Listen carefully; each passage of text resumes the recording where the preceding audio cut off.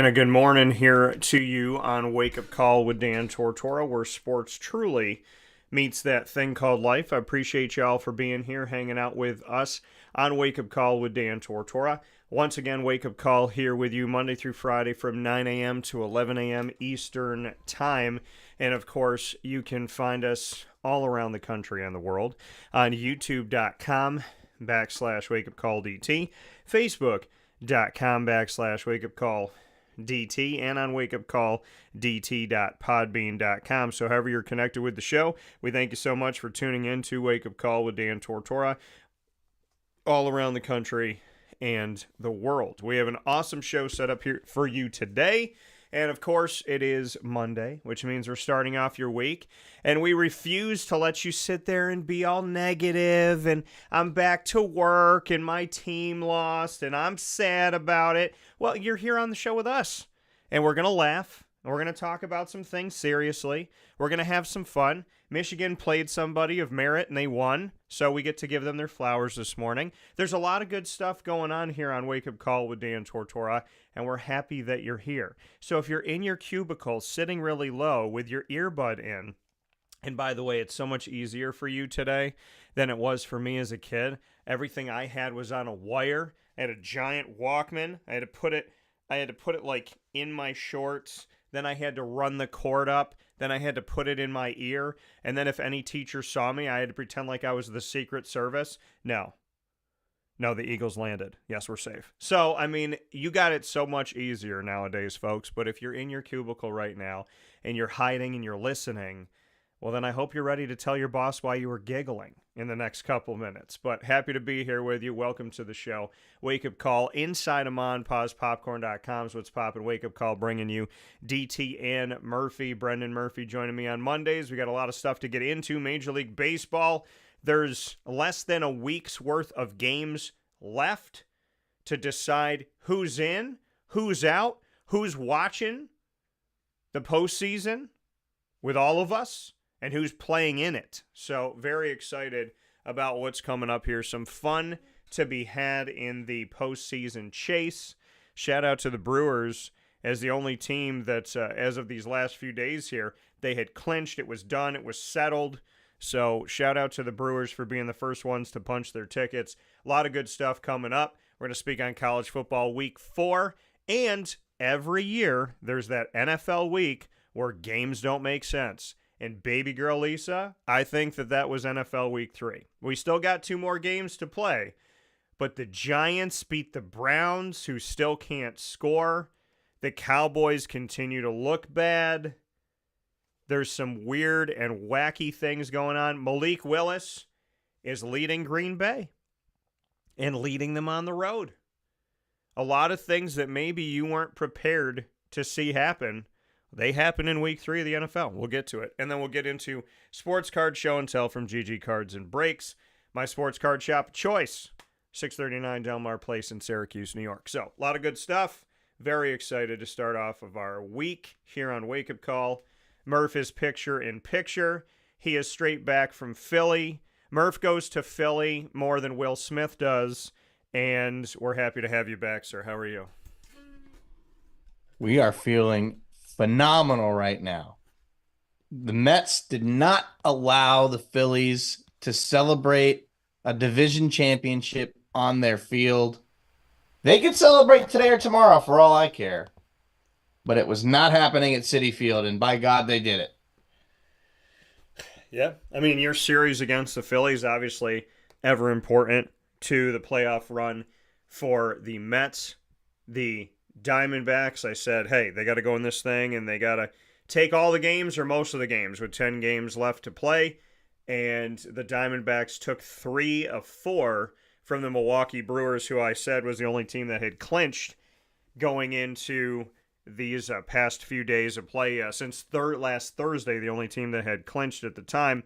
And so the Milwaukee Brewers, 3 games that they had at home, 3 losses. And then last night, the Diamondbacks lost a close game, 10-9. So they fought like heck. I said they got to win 10 of 10 or 9 of 10 to just secure and give a Diamondback fan some peace. They've started out 3 of 4.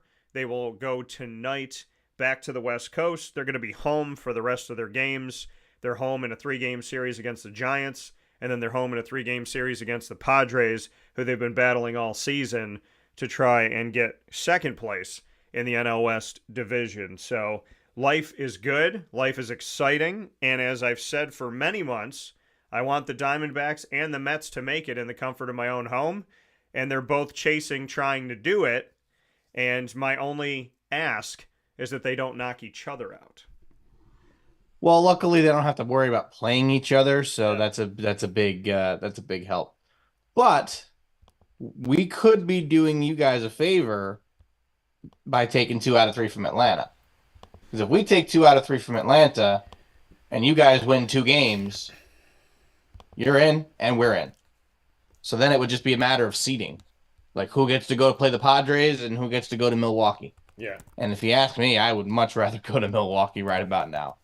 However, Milwaukee's kind of going to be walking on, they're kind of just there right now. Like we played them the last 3 games of the season.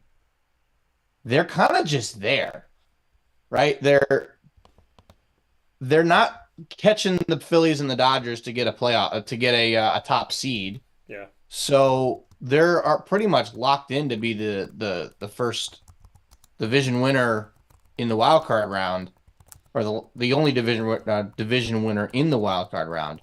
So I think now they're kind of just kind of floating, just getting ready for the playoffs and seeing what comes of it. But in a funny turn of events, if the standings, so technically with tiebreakers, because the Mets won the series against the Diamondbacks this season, we would be going to San Diego right now, and you guys would be going to Milwaukee if the season ended today. But if the Diamondbacks end up with the game lead over the Mets at the end of the season, what's funny is the 2 teams that we both play to close out the year would be the teams that we play in the wild card round of the postseason. Yeah. Which I don't know if that's ever happened before, but that would be hysterical.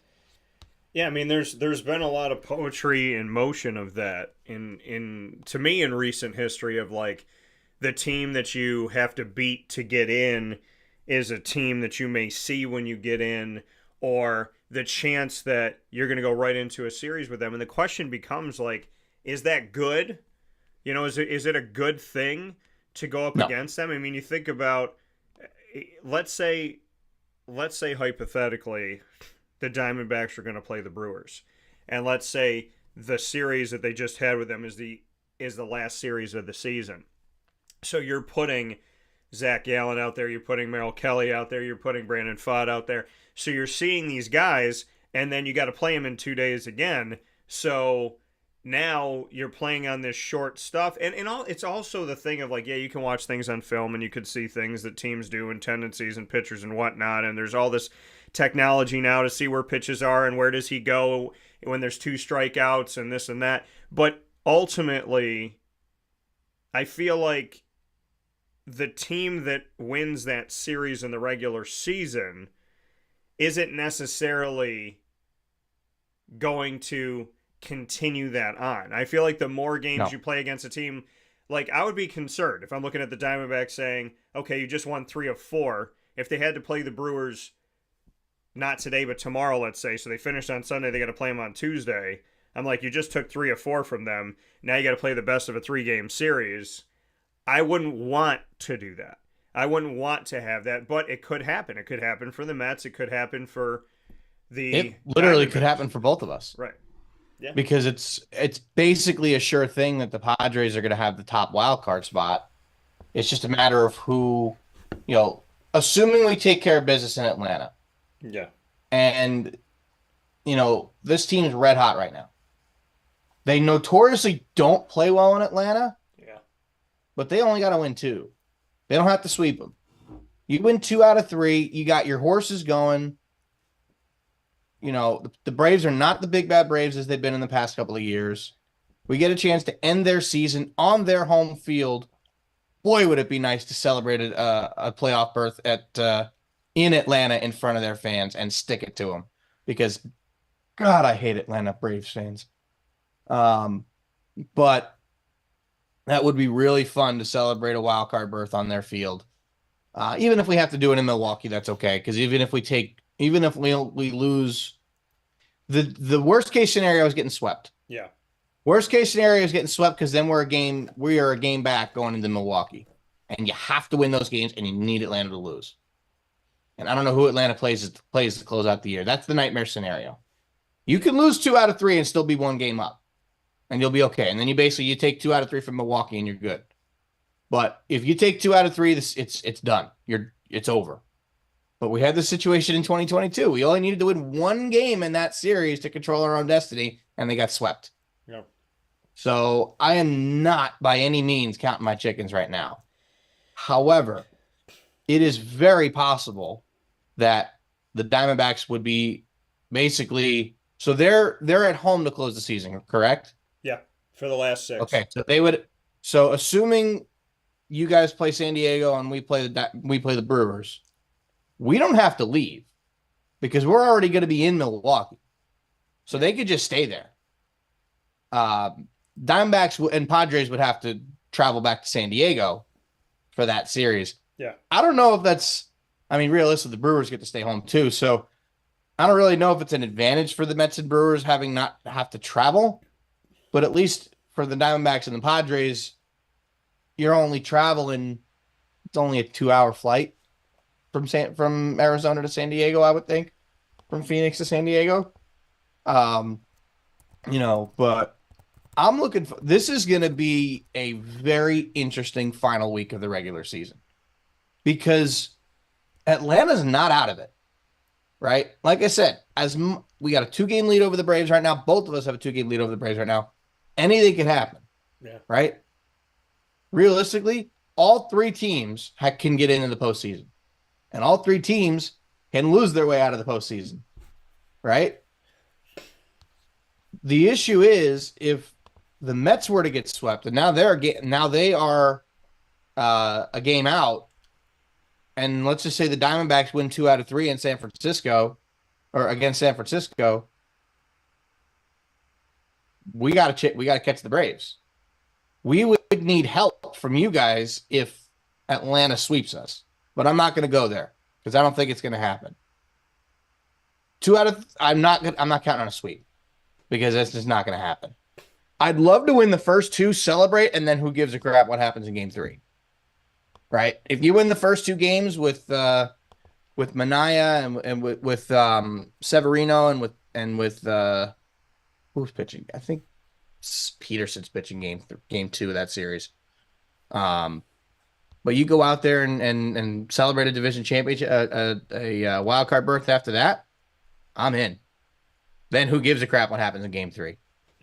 All right, you let Manaea pitch. Maybe you don't let him go more than 5 so that he can kind of rest up for the wild card series. Maybe he pitches game 1 of that series. Who knows? But I'm looking forward to it. But this is a very interesting race for all 3 teams. The Padres are basically in. I think their number to clinch is 1. I think they just need to win 1 game. So by the time you guys play the Padres, I imagine they'll be sleepwalking because they're probably not going to care. They're probably going to rest their, Tatis may not play. Bogarts may not play. They may not be starting they're not going to start their horses. They're going to wait. They're going to save them for the wild card series. But here's the thing. There's series right now that they have to play in. Now the Padres are 3 games above the Diamondbacks and the Mets. The Diamondbacks are above the Mets. They have the same record. This was a scenario from a few days later, too. Same record. Diamondbacks in the 5th spot. Mets in the 6th. But the Padres, 3 games ahead, here's the thing. Well, you play them 3 times. If the Dodgers, and this is at Los Angeles, if the Dodgers take that series... How many back are they from the Dodgers? The San Diego they are, where's my list? They're only 3 back? They're 3 back from, they're 3 back out of the wild card. That's where they No, San Diego's 3 back from the Dodgers. So if they take this series, and they play the Dodgers. yeah. But here's the thing. So this is the importance here, and this is where the Diamondbacks come in. The Diamondbacks are 6 games back from first place, where the Dodgers have already. Well, no, I'm sorry. This is already done. Diamondbacks won't be able to clinch the division. They will not be able to win the division. The Dodgers already clinched a division, or not clinched a playoff. They clinched the playoff spot, but they didn't clinch the division yet. So this is how it looks. The San Diego Padres being 3 games behind the Dodgers means that the Dodgers, who have already clinched a playoff berth, cannot mail it in, can't be like, okay, let's not play this guy, let's not play that, don't put that guy in rotation, keep that guy out of the bullpen. The Dodgers have to go full tilt in this. The Padres have to go full tilt in this. The Dodgers want to win that division, obviously, and put themselves in good footing. So here's the thing, and this is what I was getting to. If the Padres lose all 3 games to the Dodgers and the Diamondbacks win all 3 games against the Giants, now the Diamondbacks and the Padres are fighting for that 4th spot, and that which is the first wild card spot. So the Padres can go and win the division. The Padres can go and get the first wild card spot and be the 4th seed in the NL. The Padres could get the 5 seed in the NL. There's one of 3 scenarios to happen. Again, if Arizona takes care of business and the Dodgers take care of the Padres and secure their division, if that division 3-game series and they're up 3 games, if they secure the series and the Dodgers having to play everybody and put everybody out there, because it's not like Milwaukee, this division isn't done. We're not already in a scenario of like, this is where we're at and we've clinched the division. The Dodgers having to play this thing to win the division puts all of their fire up front. The Padres are trying to win the division, all their fire's up front. Hopefully that series will push both, and in a perfect world for Arizona, if the Padres lose that series and they don't win those games, now Arizona not only has a shot of getting into the postseason, but they have a shot of out-seeding San Diego in a series. They got a shot to host where they have to play each other. So yeah, that's the beauty of where we're sitting at right now, is that the Dodgers are not that team going like, yeah, okay, we're already in, we won the division, we know what's going on. They're still fight. Well, and there's also they want to thought fight that they're for the going to top tire seed. each other out. These teams are going to That's tire true, each other out. But I'll tell you one thing right now. Dodgers magic number, I believe, is 3. Because if they're 3 up on San Diego going into their last series of the year, I believe they won the season series. Let me double check on that because I was looking at it earlier. So MLB magic numbers, and I got a bug floating around me. Here we go. The Dodgers, to clinch their division. What the heck? Where did this bug? It's like a little gnat. They come out, anyway, they come out. In order for the Dodgers to clinch the division, that's 4. So the magic number is 4. However, they play 3 with San Diego. They won 2 games against San Diego. And if you didn't know how it works, magic numbers work wins and losses. So if you win a game, your magic number goes down. If the team that's behind you loses a game, your magic number also goes down. So if they win game 1, their magic number is now 2. And if they win game 2, their magic number is now 0. So they will have won the division. So the Dodgers just need to take 2 out of 3. If the Dodgers win the first 2 games of that series, do not count on them to win game 3. I will tell you that right now. There is always the team that clinches and the team that's doing the celebration, and they never play their best players that next day. They're always, because they celebrate the division championship and they're drinking and everything. There's always a hangover game. So if they clinch before the 3rd game of that series, do not expect San Diego to lose that 3rd game. They will probably win that 3rd game of the series. So I would only expect the Dodgers to take 2 out of 3. I would not expect them to sweep. Just based on that. Now, that doesn't mean San Diego, the Diamondbacks, or the Mets conceivably could not catch the Padres. Because the Padres, in order to secure, what did I just do? Okay. The Padres, in order to secure the top wild card spot, their magic number is 4 as well. So they would need to win at least 2 games and then have us and the Diamondbacks lose 2 games, or one of us gets swept in that case. But I don't expect to see that. Ultimately, so the Mets cannot get the top wild card spot. The Padres can, but the Mets cannot. I'm sorry, the Diamondbacks can. Wait. What? Yeah, the Diamondbacks. What is it? I'm so confused. So I'm trying to interpret this right now. It's saying that. What does DNCD mean? Well, I will make this. Does not control its destiny for this spot.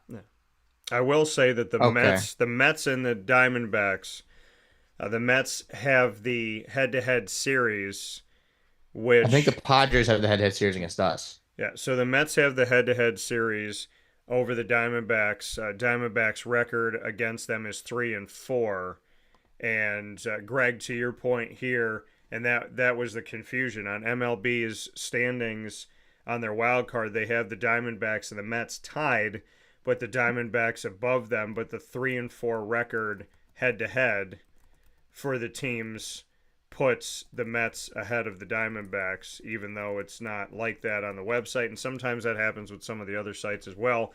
I will say this, I want to get to the Dodgers against the Padres. The Dodgers are 3-7 this season against the Padres. So the Padres control their own. So, oh boy. The Padres control their own destiny. If the Padres sweep them, they then, in theory, take the division lead because they're technically tied and they own the season series. Yeah. Ooh, that puts a wrench in this. Yeah, they're 7-3 against the Dodgers right now. Going into the if the Padres were to sweep the Dodgers, obviously that would mean that neither one of us is getting the 4th wildcard spot. It would just be a matter of who's going to Milwaukee and who's going to San Diego. Actually, wait a minute. But that's what I'm saying about what's the Dodgers. Milwaukee's record? The Dodgers have to put themselves. Milwaukee is 88-60, 89. Yeah, Milwaukee can't catch them.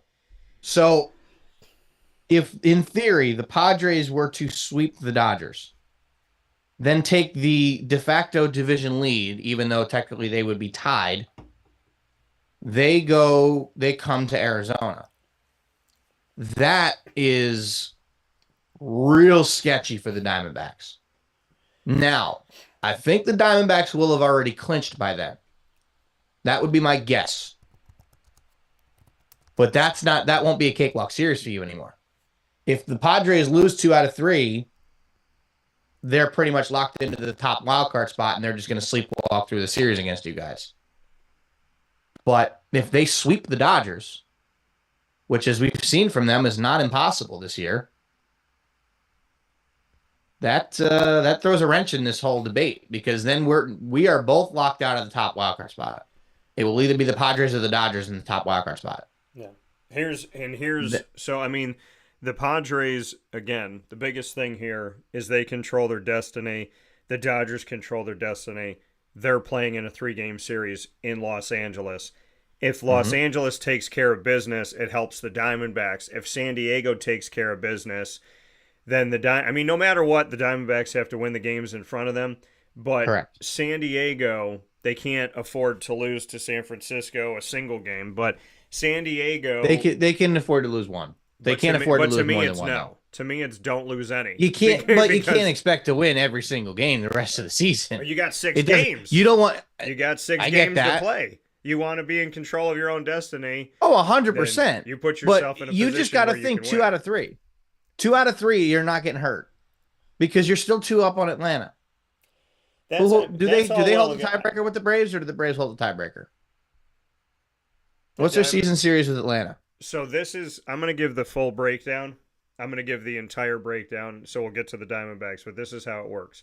If the season were to end today, The AL playoff teams would be the Yankees in the East, the Guardians in the Central, the Astros in the West, the Orioles, the Royals, and the Tigers, because Detroit's played a hell of a recent schedule here, what they've been able to do. In the NL, if it ended today, the Phillies in the NL East, the Dodgers in the West, the Brewers in the Central, the Padres, the Mets, and the Diamondbacks in the wild card. Now, this is how everything breaks down. The Brewers and the Guardians have clinched their division. The Yankees, the Dodgers, and the Phillies have clinched a postseason berth. Almost there, those who have 90% postseason odds or better are the Orioles, the Astros, the Padres, and the Diamondbacks. Those who have 50 to 89% postseason odds are the Royals, the Twins, the Mets, and the Tigers. Those who have 10 to 49% postseason odds, the Braves. Still alive mathematically, 1 to 9%, the Mariners. Now, here are the races. In the AL wild card, the Royals, Tigers. So when you look at this, Tigers lead the Twins by 1 game for the last 2 wild. So the Royals and the Tigers lead the Twins by 1 game for the last 2 wild card spots. In the NL wild card, Mets and the Diamondbacks lead the Braves by 2 games. In the NL West, the Dodgers lead the Padres by 3 games, as we talked about. So the Cubs are at the Phillies today. The Mariners are at the Astros. The Giants are at the Diamondbacks. All these games are night games. The Cubs at the Phillies at 6:40 p.m. Eastern Time. Mariners, Astros, 8:10 p.m. And the Giants, Diamondbacks at 9:40 p.m. Here is the information of tiebreakers. Since 2022, all playoff tiebreakers are determined mathematically rather than tiebreaker games. That means ties for division titles and postseason berths, as well as for seeding, come down first to head-to-head record between those teams during the season, with other tiebreakers available if they are necessary. The Yankees are 6 games ahead of Baltimore. They've clinched a postseason berth. They win the tiebreaker over the Astros, Guardians, Royals, and Twins, and if the AL East is still up for grabs, the Yankees would need to sweep the Orioles from Tuesday to Thursday in the Bronx in order to win the season series and the tiebreaker for a division title. The scenario is the Yankees can clinch the AL East as early as this Tuesday. In the Central, the Guardians have clinched the AL Central. They win the tiebreaker over the Orioles. They lose the tiebreaker over the Yankees. The Guardians hold a tiebreaker over the Orioles, yet would lose in this scenario with the Yankees. Cleveland currently holds a 4.5 game lead over the Astros for the second AL seed, but would need to sweep the final series to be certain that it would win the tiebreaker.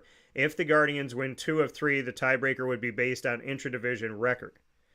In the AL West, the Astros are first in the AL West, 5 games ahead of Seattle in the division. They win tiebreakers over Baltimore, Kansas City, and Detroit. They will lose tiebreakers over Minnesota and the Yankees. Tiebreakers to be determined. Guardians, they 2-1 with 3 games left. Mariners, 4-6 record with 3 games left.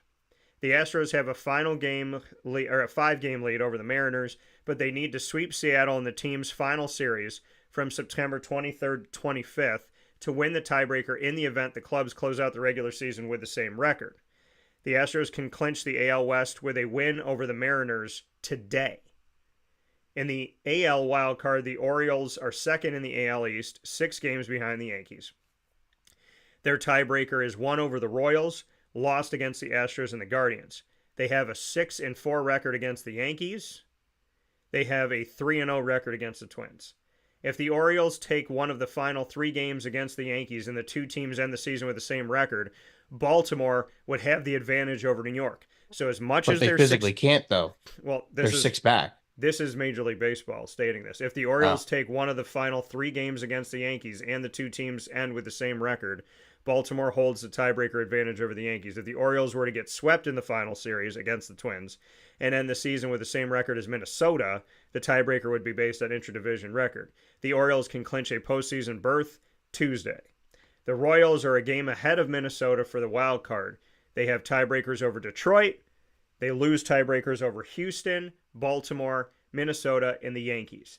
The Royals failed to secure tiebreakers against the Orioles and the Twins, but they do have those tiebreakers, as I stated. The Tigers are a game ahead of Minnesota for the wild card.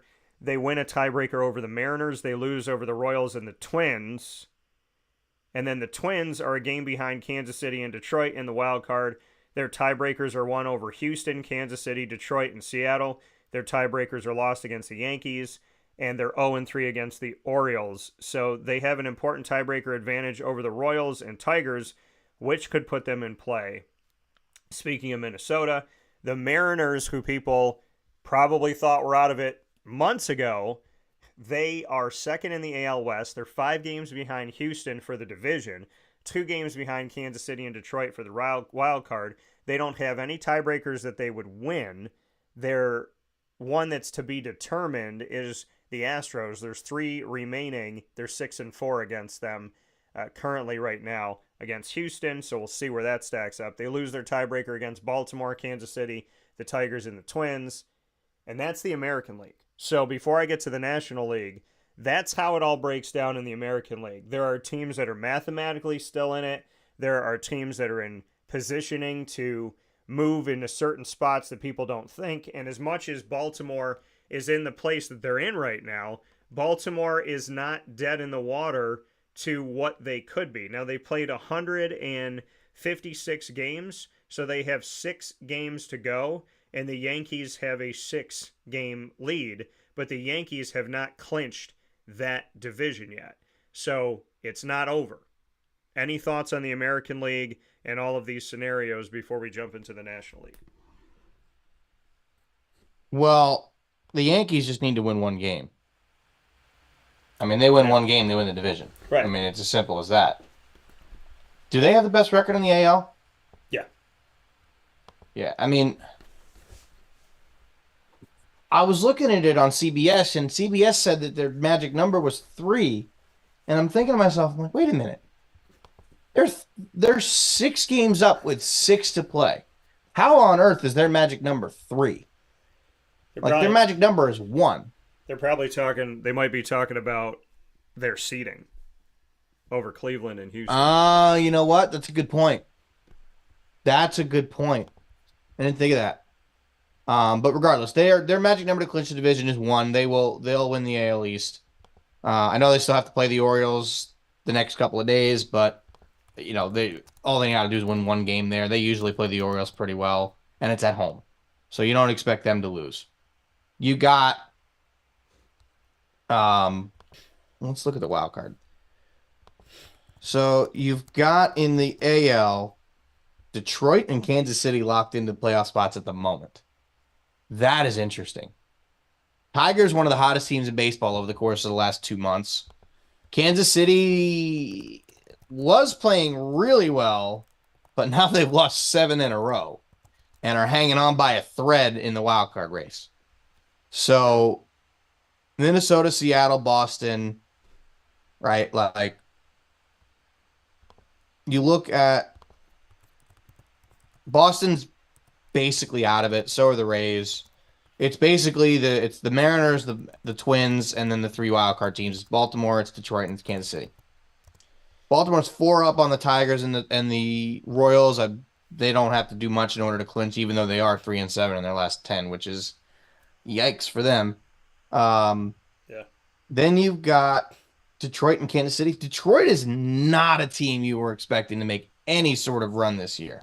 Well, we got to question if the loss of Baez, if we think that has anything to do with it. I think it benefits the Tigers, if anything, because having Javi Baez out of the lineup basically takes a guy out of the lineup that was an automatic out, essentially. Javi Baez has been horrendous for the Tigers. They are better off without him right now. That's just my thoughts on it. That Javi Baez is, he's brutal.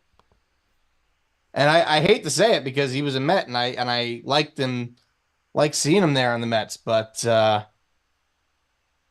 he's been really bad since he signed with the Tigers.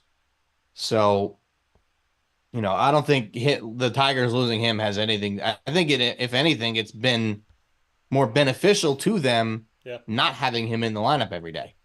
which I think is a big reason why they're starting to win games, and they've made this little run over the last month and a half or so, and they're now in playoff position if the season ended today. The AL wildcard race is obviously a lot more interesting than the National League wildcard race, simply because there's more teams involved, right? The NL wildcard race could be over on Wednesday, in theory. If the Diamondbacks win their first two games against the Giants and the Mets beat the Braves in their first two games, they both clinch. So that the wild card race would be over. It would just be a matter of who goes to play where. So that would be the only deciding factor because they'd already be in. Well, you look at So and that's what I hope happens. To be quite honest, there's a lot. I mean, to me, in the NL, there's 3 teams involved. In the AL, there's 4. Mm-hmm. And in the National League, as we took a look at all of the scenarios for the American League, and I want to thank Major League Baseball for breaking this down. I got to give credit where credit is due because they're the ones that are working through all of the potential scenarios. So shout out to Major League Baseball for giving me the info here. The Phillies, first in the NL East, 5 games ahead of the Mets in division. They win the tiebreaker over the Brewers, the Dodgers, the Mets, and the Padres. The Phillies lose tiebreakers with the Diamondbacks and the Braves. Now, the tiebreaker that still could be determined, though, they currently win the tiebreaker over the Mets, but 7-5, 1 game remaining. Now, the Phillies hold critical... Wait, what? This might be from yesterday. But the Phillies hold critical tie... They just didn't update it because it says 1 tiebreaker above it. The Phillies hold critical tiebreaker advantage over the Dodgers and the Brewers. Now, the clinch scenario. The Phillies can clinch the NL East with a win against the Cubs today. In the they can do that for all I care. Yeah. In the NL I'm just glad they didn't do it at home. Yeah, so they could do it today. The NL Central, the Brewers have already clinched. They have tiebreakers over the Braves and the Diamondbacks. They lose the tiebreaker over the Dodgers, the Padres, and the Phillies. The Mets, they are up 3-0 head-to-head, but there's 3 games remaining, so that's left to be determined. The Brewers still have a chance to win one of the top 2 NL seeds, but they lose the tiebreaker advantage against the Dodgers and the Phillies. So if the Dodgers and the Phillies keep winning, Milwaukee has no shot. Currently, Milwaukee is, let's see here. So Milwaukee 3 back of the Dodgers or of the Phillies. Yeah. So the Dodgers are 93-63. The Phillies are 92-64. The Brewers mathematically can still get into the second spot with 89-67 record, but if there are any ties of any way, shape, or form, then those ties would go to the Dodgers and the Phillies. But keep in mind that the Dodgers have a lot of things that can happen, and let's get into that. The NL West.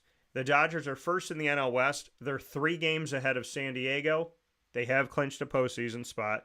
They have not clinched the division. They have tie-breaking wins over the Braves, tie-breaking series, I should say, over the Braves, the Brewers, the Mets, and the Diamondbacks. They lose tiebreakers against the Phillies and the Padres.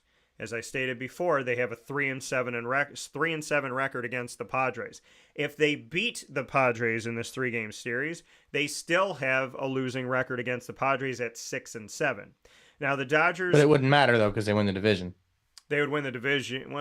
Yes, and so the Dodgers. They just need 2. The Dodgers hold a pivotal advantage over the Brewers, but don't against the Phillies, meaning Philadelphia has the advantage of the 2 teams and with the same record. Clinch scenario, the Dodgers can clinch the NL West as early as Wednesday because it's a 3-game series that starts today. Now, the Padres are second in the NL West. They're 3 games behind the Dodgers. Their tiebreakers are over the Braves, the Dodgers, and the Brewers. They lose the tiebreaker over the Mets and the Phillies. Their series against the Diamondbacks is 5-5 with 3 games remaining. So that is way up in the air. So if the Dodgers take care of San Diego, then that final series, and if Arizona takes care of San Francisco, then that final series between the Padres and the Diamondbacks becomes all too important, as one of those teams will determine the tiebreaker over the other. San Diego holding the biggest one will likely come against the Diamondbacks, as it's stated here, given how close the 2 clubs are. Those teams play. Whoever wins that series hosts. That would be interesting. Arizona. So it'll be in Arizona, and it's September 27th to the 29th. The Padres can clinch a postseason berth as early as Tuesday. In the NL wild card, the Mets are second in the NL East, 5 games behind Philadelphia in the division, 2 games ahead of Atlanta in the wild card. Their tiebreakers are one over the Diamondbacks and the Padres. We stated the Diamondbacks won before. They don't lose a tiebreaker against anyone currently. Tiebreakers to be determined. Braves, their record against them is 5-5 with 3 games remaining. Brewers 0-3 with 3 games remaining, and the Phillies up against them, they have a losing record against the Phillies. That one has been determined here that they would lose that tiebreaker. Like I said, this one I guess just wasn't updated. So against the Braves, they have the opportunity to win the tiebreaker, and against the Brewers, they have the opportunity, if they win all 3 games, to make that an even series, as they are currently 0-3 against the Brewers this season. So the Mets are still holding on to the wild card spot and hold tiebreaker advantages over 2 teams competing in the race, with the Mets and Braves fighting for a wild card spot. Their final series next week could be the series that decides it. The Diamondbacks are third in the NL West, 6 games behind the Dodgers, and 2 games ahead of Atlanta. They have a tie-breaking win against the Phillies, tie-breaking loss. They would lose the tiebreaker against the Braves, the Mets, and the Dodgers, and against the which Padres, rules them out again, for the division. Again 5-5 with the Padres, 3-3 with the Brewers, and well, now it's 3-4 with the Brewers because that game wasn't updated. So they have lost it. They don't have the advantage over the Brewers, and they could have it over the Padres. The biggest tie-breaking scenario is against the Padres, which will be determined at the end of the season. The Diamondbacks can clinch a postseason berth. Like the Padres, they can clinch a postseason as early as Tuesday. The Braves, this is the last one here, Braves are 2 games behind the Mets and the Diamondbacks, like we said. They win the tiebreaker head-to-head against the Phillies and the Diamondbacks. They lose the tiebreaker against the Padres. And the Braves tiebreaker to be determined as against the Mets 5-5. That series begins now. So we will see that beginning here this week to see who's going to win the tiebreaker between them and Atlanta. Atlanta trails them 2 games in the wild card with 3 games remaining. If they take care of business, they would be 7-5 against the Braves. If the Braves win the 3rd game, the best they could be is 7-6, which Murph was talking about. If the Mets win 2, then the Mets will be good. So the 2 teams are tied for the season series, have one final series from Tuesday to Thursday that will determine who wins the tiebreaker. So it has all come down to this. There are a bunch of scenarios for teams that you may not have thought of, but those teams still exist, like the Mariners and some of these other teams out here, the Tigers being as hot as they have been. And the Baltimore Orioles, believe it or not, have not lost the division yet. So a lot of interesting scenarios. They will. Well, it's still they lose one more game against the Yankees, it's over. They lose one more game, period, it's over. Or the Yankees win one game, it's over. Right. But it's still mathematically alive. So, yes, as like I said a couple years ago, when I was joking with Papa Joe and the Diamondbacks were not finishing off the season well, I kept telling him the Diamondbacks are 12 games back, but mathematically they're still alive. So that is where things are. Now, Greg said, do you know anyone that is alive in any NFL survivor pools? And Greg, and Greg, we're going to talk about the fact that every season the NFL has at least one weird week. And it seems like that weird week has come early with NFL Week 3. We will discuss it. The Brewers are essentially going to set up their pitching rotation for their wild card playoff series. And, they would be foolish not to. Right. And the Brewers, like I said, with the Diamondbacks going in there, the good thing for the Diamondbacks was that the Brewers played tough that last series, the last game of the series, back and forth, a 10-9 victory. But Milwaukee knows that they're in. Milwaukee knows that they still could get the 2nd spot, but it's going to be tough. San Diego and the Dodgers. This is the crazy thing about San Diego and the Dodgers, is that series within the next couple days that could change everything. Can be the difference between the Dodgers not only winning the division, but the Dodgers are currently fighting for the top seed in the National League, in the entire National League. So they could go from the top seed to the 4th seed. They could go from sitting out to having to play in the beginning here and put themselves in a situation where they're potentially the road team after that. So the Los Angeles Dodgers, they're fighting for the number one seed. They're fighting for the division. They're fighting for home field advantage. So as much as you think the Dodgers are secure, they're anything but with the San Diego Padres going into town to Los Angeles and the Arizona Diamondbacks needing to take care of San Francisco, also having to pay attention to what's happening in San Diego or in the Los Angeles Dodgers series against San Diego, because whichever one of those teams, wherever they stack up and whatever ends up happening there, if the Dodgers take care of the Padres, it's going to help the Diamondbacks if the Diamondbacks win.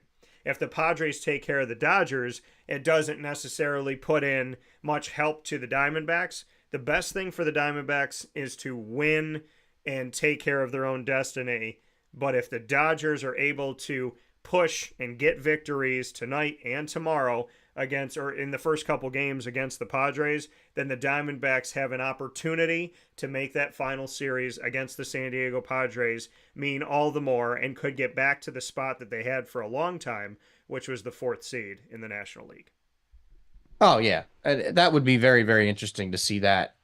The Padres sweeping the Dodgers would throw a major wrench into this whole wild card and it would help the Phillies. Scenario. It would help the Phillies. Well, the Phillies would basically be locked into the top seed at that point. So the road to the World Series would run through Philadelphia. Yep. Which I'm sure nobody wants to go play there right now. But yeah, Dodgers need to win 2. If the Dodgers win 2, they clinch the division. They will probably be close to clinching, the top seed. So they will host everything. Yeah. But yeah, we're looking at a really, really fun last 7 days of the regular season. Right. Because today you've got some games that are going to be really, really important. The Padres and the Dodgers start their series. The Diamondbacks and the Giants start their series today. Boy, is this going to be a fun week of baseball. So, actually, no, the Dodgers don't play till tomorrow. Dodgers and Padres don't start playing till tomorrow. Yeah. It's only Cubs, Phillies, Red Sox, Blue Jays, Astros, Mariners, and Giants, Diamondbacks today. But I'm more worried about the National League at this point. The AL will sort itself out. I think the teams that are in there right now are going to be the teams. I mean, unless the Royals keep losing. But I think the teams that are in there right now are the teams that are going to make the playoffs in the American League. Yeah. But the National League is really, really interesting because no AL team really has a chance to leapfrog anybody, right? Houston's magic number, I believe, is 2, which essentially is 1 because they play the Mariners. They would clinch the division. So those divisions would all be clinched.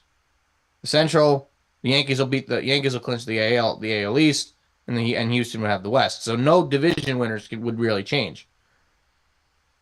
Anything can happen in the National League, though. The Dodgers could very easily still lose that division. They do not hold the tiebreaker right now, and they won't, regardless of what happens. They could sweep if they sweep the Diamondbacks, it doesn't matter. They will have won the division anyway. But they do not hold the tiebreaker. If they get swept, they now plummet to the 4th wild card spot, or to the 1st wild card spot, where you've got the Mets and the Diamondbacks that will be ready to take them out. I would tell you right now that would be a really interesting series because the Diamondbacks played them well, and we played them well. So that would be really, really interesting to see if San Diego were to sweep the Dodgers. To me, that's the best case scenario for all of us. Even though you don't really want to play the Dodgers, I mean, would you rather play the Dodgers or the Padres right now? Which team's hotter right now? Well, clearly, the Padres are red hot right now. Well, I mean, they've won 8 of their last 10. They've won 4 in a row. Yeah. They play the Dodgers this weekend. I mean, the Dodgers are good. It's not like the Dodgers are no slouch. Like, the Dodgers they were the World Series favorite going into the year with Ohtani. Yeah. but they look human recently. They look like they can be beat. We beat them early in the year. We beat them in the middle of the year. You guys played well against them. They're vulnerable. But I'll tell you right now, let's just say everything holds. Mets, Diamondbacks are both in. Let's just say if the season ended today. All right, so just to kind of take it at face value. So the Diamondbacks would be going to Milwaukee, the Mets would be going to San Diego. San Diego is not the team you want to play. So I don't know how that would go. I honestly don't remember how we played the Padres. So I don't know if you still have that tiebreaker pulled up there, but I don't remember. I'm trying to find out. They split at the end of August. Did they play one other time? Yeah, they split them in. They have the tiebreaker. They win the tiebreaker over the We Padres. Did play them well. They win the tiebreaker We over the Padres. swept them in June. Yeah.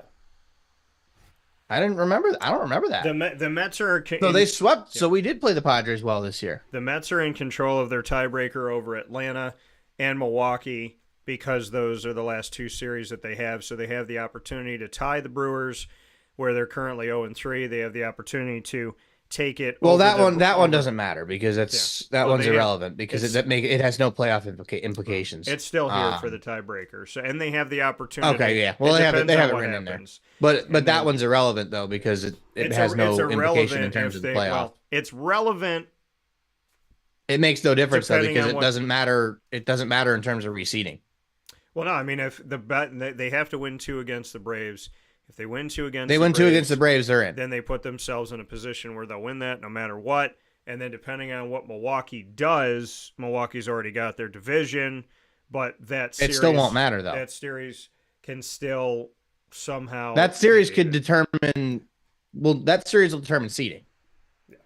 So the Mets tiebreaker against Milwaukee in general doesn't matter, but what they do in that series very much matters for the purposes of what the basically, the if you wild come down card to situation equal records with all of that, they start to look at intra-division and all that stuff. So, take care of business is what's important. They have the opportunity to tie that series. They're currently losing that series. The Braves one is the big one because not only if they get 2 against the Braves in the next 3 games, then the Mets would secure themselves in the postseason and put themselves in good footing. So that's the one that means ever more currently at the situation that they are in. But I will say though, the ideal scenario, Dodgers sweep the Padres, Mets sweep the Braves, Diamondbacks sweep the Giants. We're all tied. That would be all 3 teams would be tied.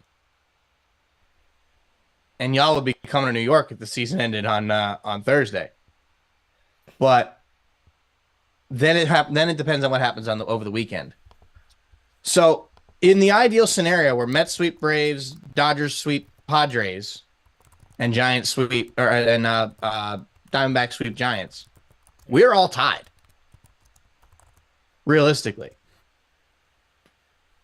Well, the Mets would then be in control of their own destiny to possibly host the wild card series. The thing that hurts the Diamondbacks, because we hold the tiebreaker. Yeah, the thing that hurts the Diamondbacks is that they do not have the lead head-to-head against the Mets, and they are just shy of having an advantage over the Dodgers in 13 games. They're 6-7 against the Dodgers. So They have played the Dodgers well, but they played them better at the beginning of the season, and as the season's gone on, they've struggled. But remember last year, they struggled against the Dodgers as well, and people thought, oh man, they had a good series against them, they did some good things, and all of a sudden they were really bad against them, so people thought going into the series against the Dodgers that there was no way that they could win because of how they had played against them and what had happened over time, and then Arizona showed that.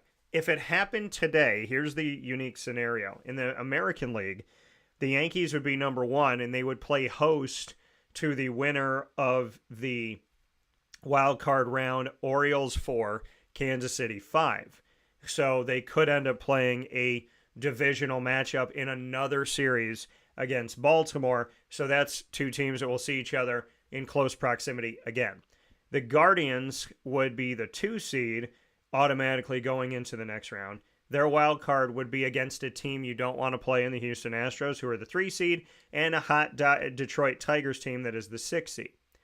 In the National League, the Dodgers would be sitting out the wild card as the number 1 seed. They would face off against the San Diego Padres, who they will have faced recently, and the Mets, and that's the 4-5, so that's not going to leave an easy matchup for them. And the Diamondbacks would be in a very, very unique state. In 2023, the Arizona Diamondbacks, in order to get to the World Series, had to defeat the Brewers and the Phillies en route to that. And in order for them to get back to have a fighting chance at the World Series, they would have to defeat the Brewers if it happened today as the 6 seed over the 3-seeded Brewers, and then play the 2-seeded Phillies. And so the only difference would be, in order to get to the World Series last year, the Diamondbacks beat the Brewers, then the Dodgers, then the Phillies. This time around, they would have to beat the Brewers, then the Phillies if it happened today. And if the Dodgers took care of business, they would have to play the same 3 teams in almost the exact same order, just with the Phillies and the Dodgers flipped currently, and then that would decide where things go for the Arizona Diamondbacks. So they would have a very similar road to last year if things started today. So it all comes down to this, and it comes down to those head-to-heads, and it comes down to how are these teams playing in division, how are they facing off against each other, what's it like to see each other as many times as they had. The best case scenario, as we've stated in the National League for the Diamondbacks and the Mets, is San Diego winning the series over the Dodgers, which could change everything, especially if they win all 3. And then in the case of the Yankees and the Orioles, the Yankees are in control of their destiny, but as of today, this morning, they still have the opportunity to somehow lose this division. The question becomes, in the American League, who's hotter between Detroit and Kansas City as they both fight to get in? And can the Phillies have an advantage here over the Dodgers and find a way to get back to first in the National League? The seeding is still up for grabs. There are spots still up for grabs. There's 4 teams in the American League. There's 3 teams in the National League. And the Mets are playing the Braves, so somebody's going to knock the other team out, arguably. The Arizona Diamondbacks are playing the Giants with the Padres coming up, but the Dodgers before that for the Padres. So all of these things, this interdivisional fight is going to make a lot of decisions come to fruition, and these teams that you think might be locked in here could fall from 1st to 4th. So many awesome things. This is what you asked for. With just a few games to go and a couple series to be had, this is Major League Baseball, and the races that were tight, the NL West, the back and forth in the AL East, these races that were so crazy throughout the season continue to have life. The AL West continues to have life, and the Mets have found a way to give themselves a heartbeat late in the season. So this leaves us with saying that things could be wrapped up today, they could be wrapped up tomorrow, or they could go all the way until the last series, which means that every one of those teams, or a select few of them, are going to have to put their best pitchers, their best rotation, their best scenarios together, and then maybe have to see that same team in just a couple days. It is set up to be a very interesting, crazy, exciting time in baseball. And dare I say it, these last 2 series feel like the playoffs have already begun. Oh, 100%.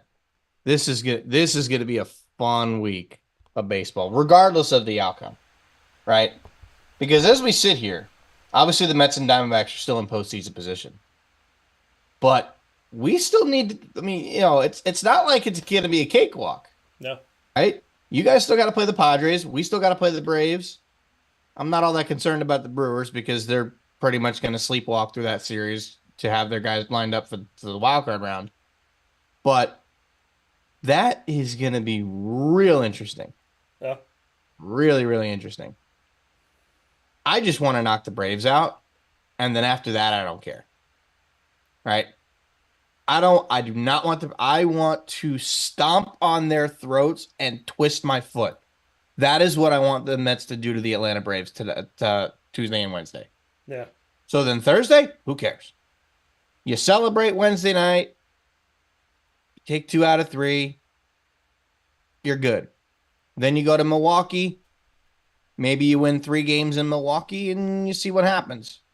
I would rather play the Brewers than the Padres right now, but there's a chance we play the Dodgers, right? Like the Dodgers could still play in the wild card round.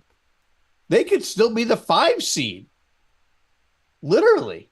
Yeah. Like I said, in that scenario that we talked about, if the Padres sweep the Dodgers, I'm sorry, no, if the Padres sweep the Dodgers, then they're tied, and the Padres have the tiebreaker. Padres win 2 out of 3 against the Diamondbacks to close out the year. They win the division. Realistically, unless the Dodgers win all 3, they win the Padres would win the division, and the Dodgers would be the 4 seed. That'd be interesting. That would most likely mean, in that scenario, that would mean you're going to Milwaukee and we're going to LA.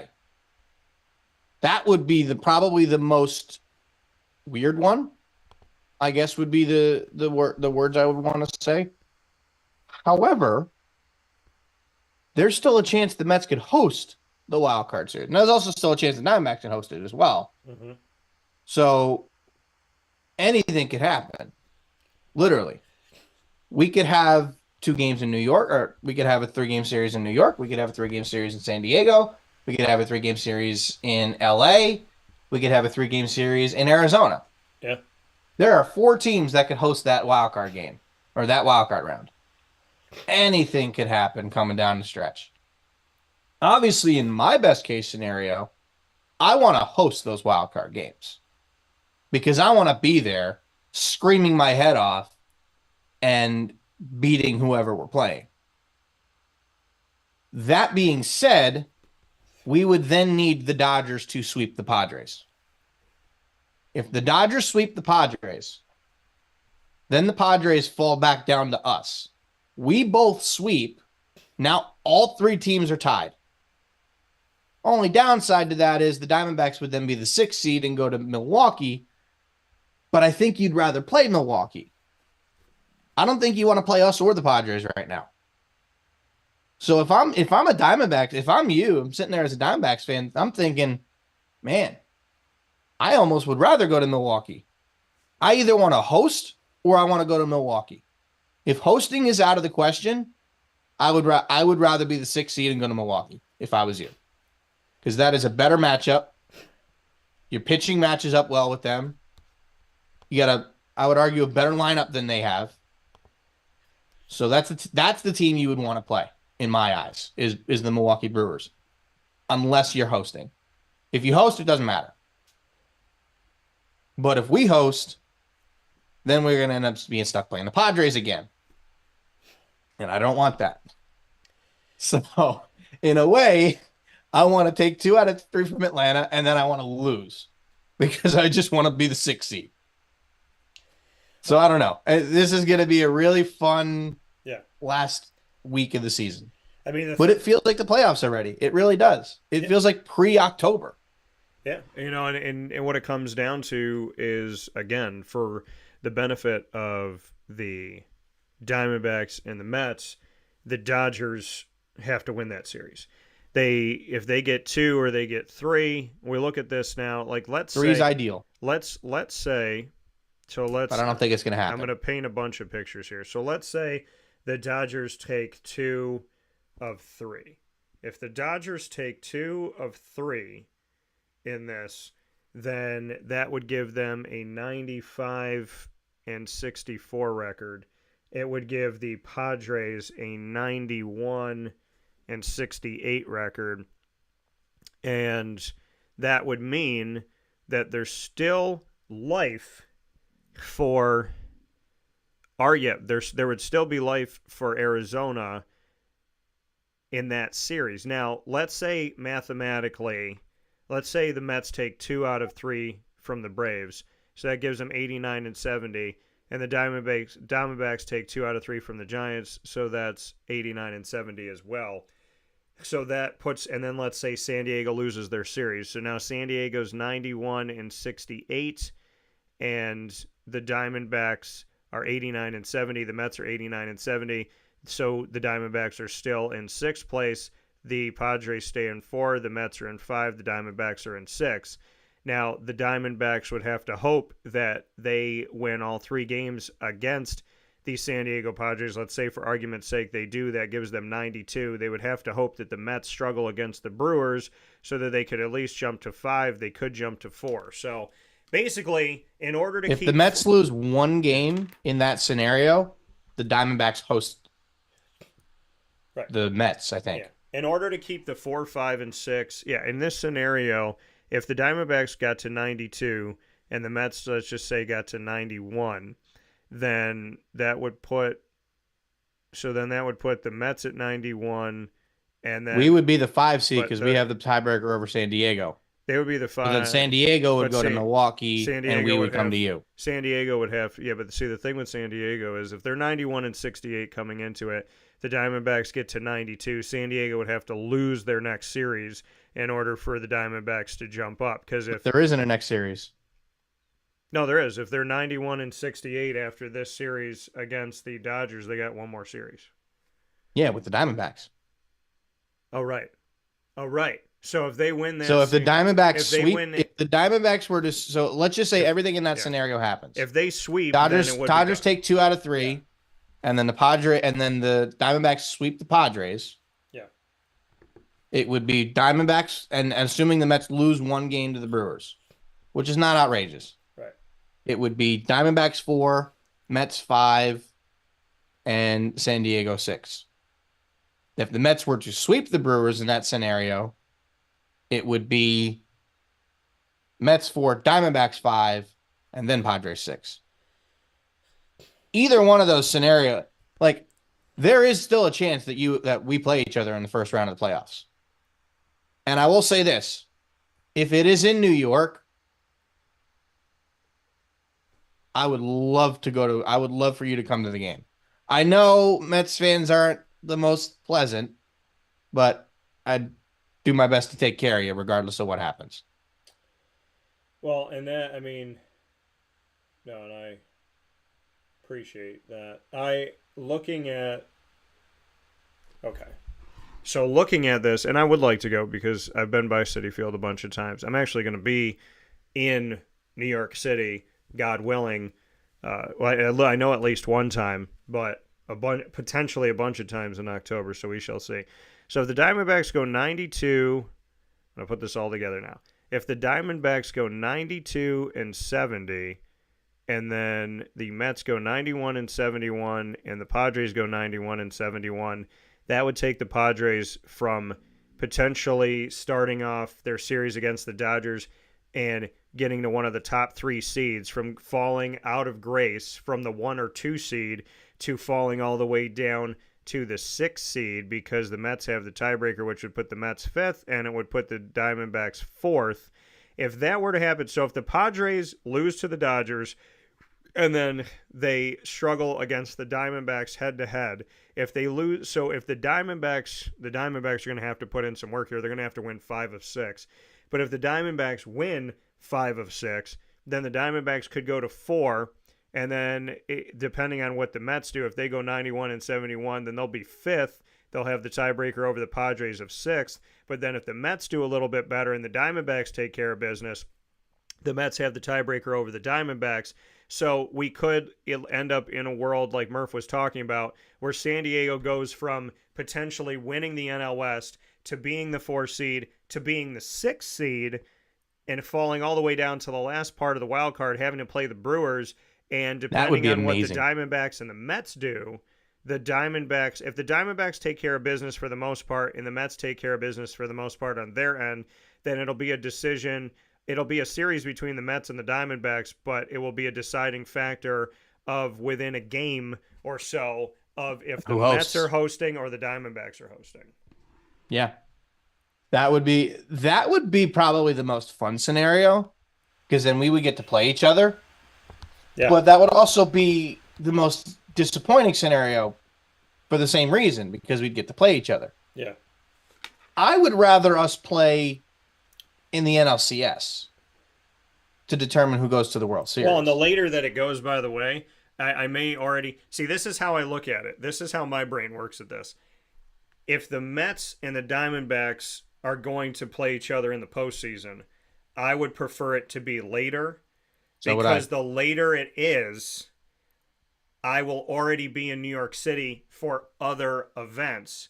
So I will already be stationed close to Citi Field in the event that they play each other.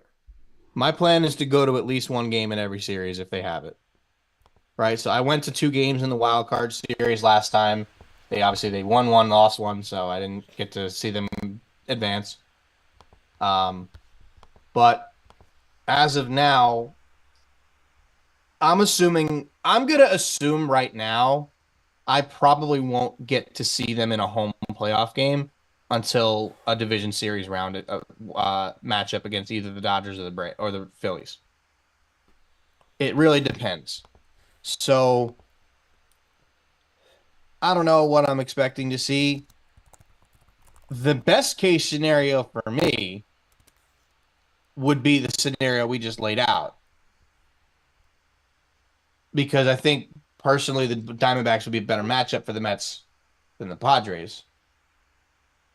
However, I don't necessarily see that happening. I've got my eyes set on that Dodgers-Padres series now. Yeah. Because as crazy as this would have sounded at the beginning of the year, I think I'd rather play the Dodgers than the Padres. I really would. As crazy as that sounds. But I just think the Dodgers pitching's not as good. Well, they've struggled. Because the Padres, they got Musgrove, they've struggled. Oh, well, I'm forgetting off the top of my head who else they got besides Musgrove. But the Diamondbacks, or not the Diamondbacks, the Padres have a great rotation. They really do. So it's going to come down to what happens the last week. But there's so many scenarios, right? Yeah. The Padres could get as high as the number 1 seed and have the entire postseason run through San Diego. And they could be as low as the 6th seed and have to travel all the time. Yeah. Boy, would that be interesting if I'm the Padres. Yeah. Because, I think they've clinched a playoff spot already. No, they haven't. I think their magic number is 1 or 2. I don't remember. But they might as well have clinched a playoff spot. But if they get swept... The Padres haven't clinched yet. They can clinch a postseason berth as early as Tuesday. Yeah. So I think if they would start to handle the Dodgers, then they would need to win against the Dodgers, and the Mets would need to beat the Braves. Right. So the issue with them, or not the issue with them, but the scenario with the Padres, again, if we're looking at how all of this shakes out to the benefit of this or to the benefit of that, the Orioles are hoping that the Yankees lose. The Royals are in a situation like the Royals and the Tigers and what they have and where they're stationed right now. The Twins are hoping that Kansas City and Detroit have to falter. So there's all these scenarios of we got to win, but we got to hope that this other thing happens for seeding or just to get in. In the case of the Diamondbacks and the Mets, the best case scenario is that they win. And see, if the Mets handle the Braves, the Mets help themselves and they help the Diamondbacks. The Mets help everybody if they handle the Braves. So if the Mets handle the Braves, everybody clinches. So that's that side of it. But then the Mets and the Diamondbacks want the Dodgers to handle the Padres. Yeah. Because if that happens, so if the Mets take care of the Braves, then the Mets help the Diamondbacks and themselves. If the Dodgers take care of the Padres, then the Dodgers help the Mets and the Diamondbacks if they win, if they are winning, if they are beating the teams in front of them, if the Mets are beating the Braves, if the Diamondbacks are beating the Giants, the Dodgers beating the Padres now helps the Mets and the Diamondbacks not only in the wild card, but it helps them with seeding. So the way that this thing works is all of these series going on at the same time.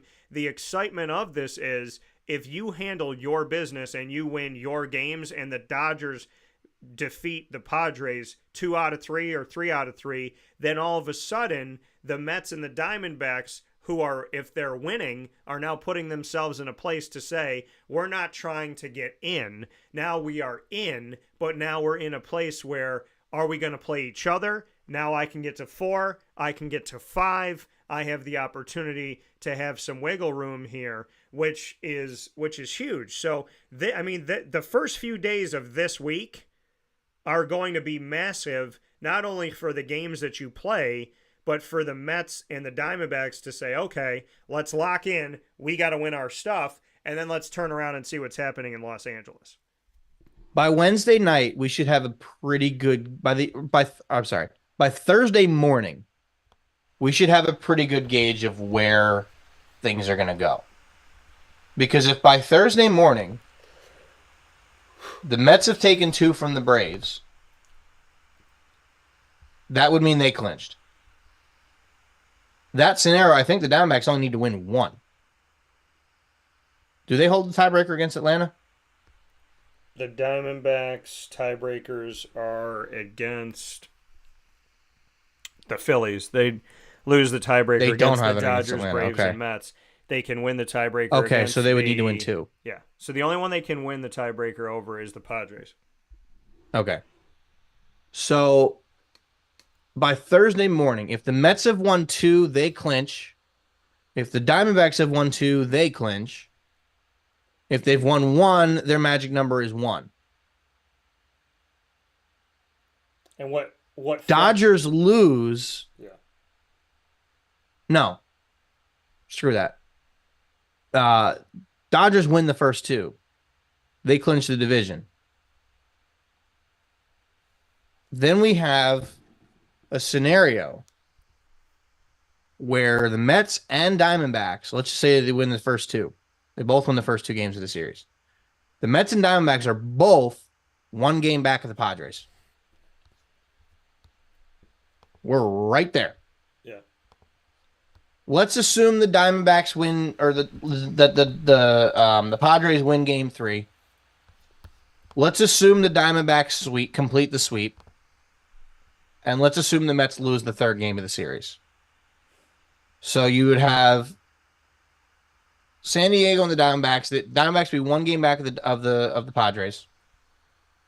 Diamondbacks would be in the 2nd wild card spot. The Mets would be in the 3rd wild card spot. Diamondbacks are 1 back. Mets are 2 games back. The Diamondbacks then take 2 out of 3 from the Padres. That would mean that the Diamondbacks they are now tied with the Padres, which would mean they have the tiebreaker, which would mean they have the higher seed. Yeah. Mets sweep the Brewers. We would be traveling to Arizona. No, we wouldn't. Never mind. That would mean we're the 6th seed. Yeah. Because I just realized we can't pick up. Well, no. Because if the Padres are still 1 up on the Diamondbacks and 2 up on us, and you take 2 out of 3 and we sweep, so the Diamondbacks will have made up the tiebreaker over the Padres. Those 2 games. So yeah, we would be coming to Arizona. You guys would host. Yeah. Because you will have won the top wildcard spot by 1 game, and then we have the tiebreaker of the Padres. The Padres would go to Milwaukee, and the Mets would go to Arizona. This is how it is. If you handle the Braves at least 2 out of 3 games, you help yourself and the Diamondbacks. If the Diamondbacks take care of business against the Giants going into their final series against San Diego, and San Diego falters against the Dodgers, then the Diamondbacks help themselves and you with the Padres. So the Mets and the Diamondbacks can help one another if the Mets take 2 of 3 against the Braves and the Diamondbacks take 2 of 3 against the Padres, and the Mets handle the series against the Brewers and the Diamondbacks handle the series against the Giants.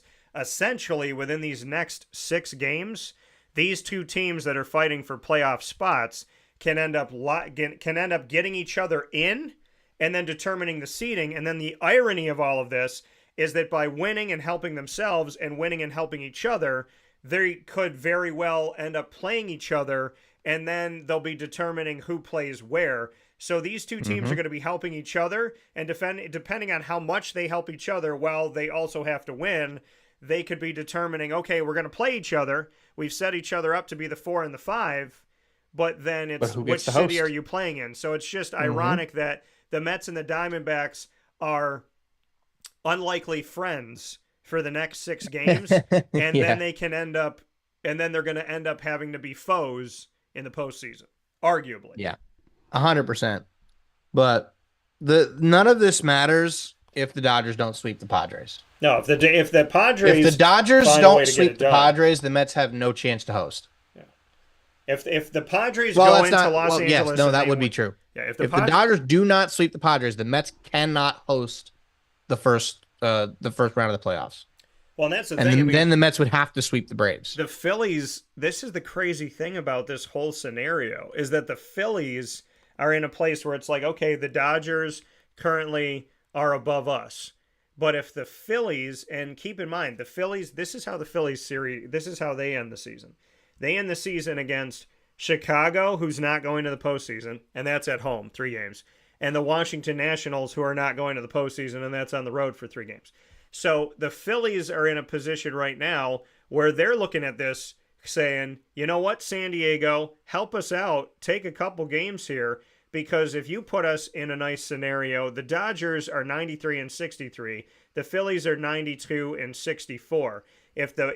So they're hoping for the Padres, because if the Padres help them out, now the Phillies are the number 1 seed. Now their bracket changes. Now they move to a different spot, and now they're in a different scenario. So, the Phillies win and hope San Diego wins. The Mets and the Diamondbacks win and hope that the Dodgers win. So it's all going to shake things up, and ultimately Milwaukee's sitting there going, "What are y'all fighting about? Like, if you were like us, you would have just taken care of business early and just known where you're going to be."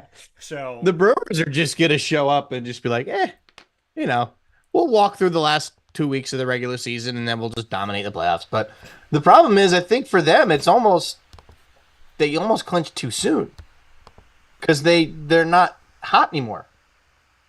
So they kind of ruined their chances of taking momentum into the playoffs. Because as we've seen in the last couple of years, riding a high going into the playoffs is incredibly valuable. Look at the last 2 years out of the National League. Both the Phillies and the Diamondbacks were the last team in. The last team in. And they went to the World Series. yeah. If you ride that high going into October, you can easily go through and beat anybody. Depending on what happens this last week, if the Mets go into this winning 2 out of 3 against the Braves and then sweeping the Brewers, they win 5 out of their last 6, they will have won 10 of 12 to close the year out. Yeah. They would be unbelievably hot going into the postseason. And any team, I think, would be scared to play us. Now, in the Diamondback scenario, they win 2 out of 3 and then sweep. Or sweep, then 2 out of 3. They now will have won 11 of 13 to close. No, they will have won 10 of 12 to close the year. Against the Brewers, the Giants, and the Padres. Nobody wants to play them either. Because they're red hot. You don't want to play the hot team in the playoffs. Look at the Rangers last year. They were red hot. Now, granted, they lost the division to Houston on the second to last day of the year. But prior to that, they were unbelievably hot. They got into the postseason. Adolis Garcia turned into, Babe Ruth for half a week or for 2 weeks, and they rode the back of their starting pitching all the way to the World Series. That can happen. It wouldn't shock me if we see wildcard teams in the World Series again. Although, to be quite honest, I think the Yankees are going to end up going to the World Series this year, but, I digress on that one. Subway Series is my hope. because we swept the Yankees in the regular season. We could beat the Yankees. Yeah. Obviously, I'm hoping for my Mets over your Diamondbacks. Naturally, as you would hope for your Diamondbacks over my Mets. But I think we can safely say if we do end up playing each other, I think the loser of that series joins the bandwagon for the other team. I think that would be very fun for the rest of the postseason. Yeah, I mean, I think that should be the. So I think I think we make this bet right now, and it's not even really a bet.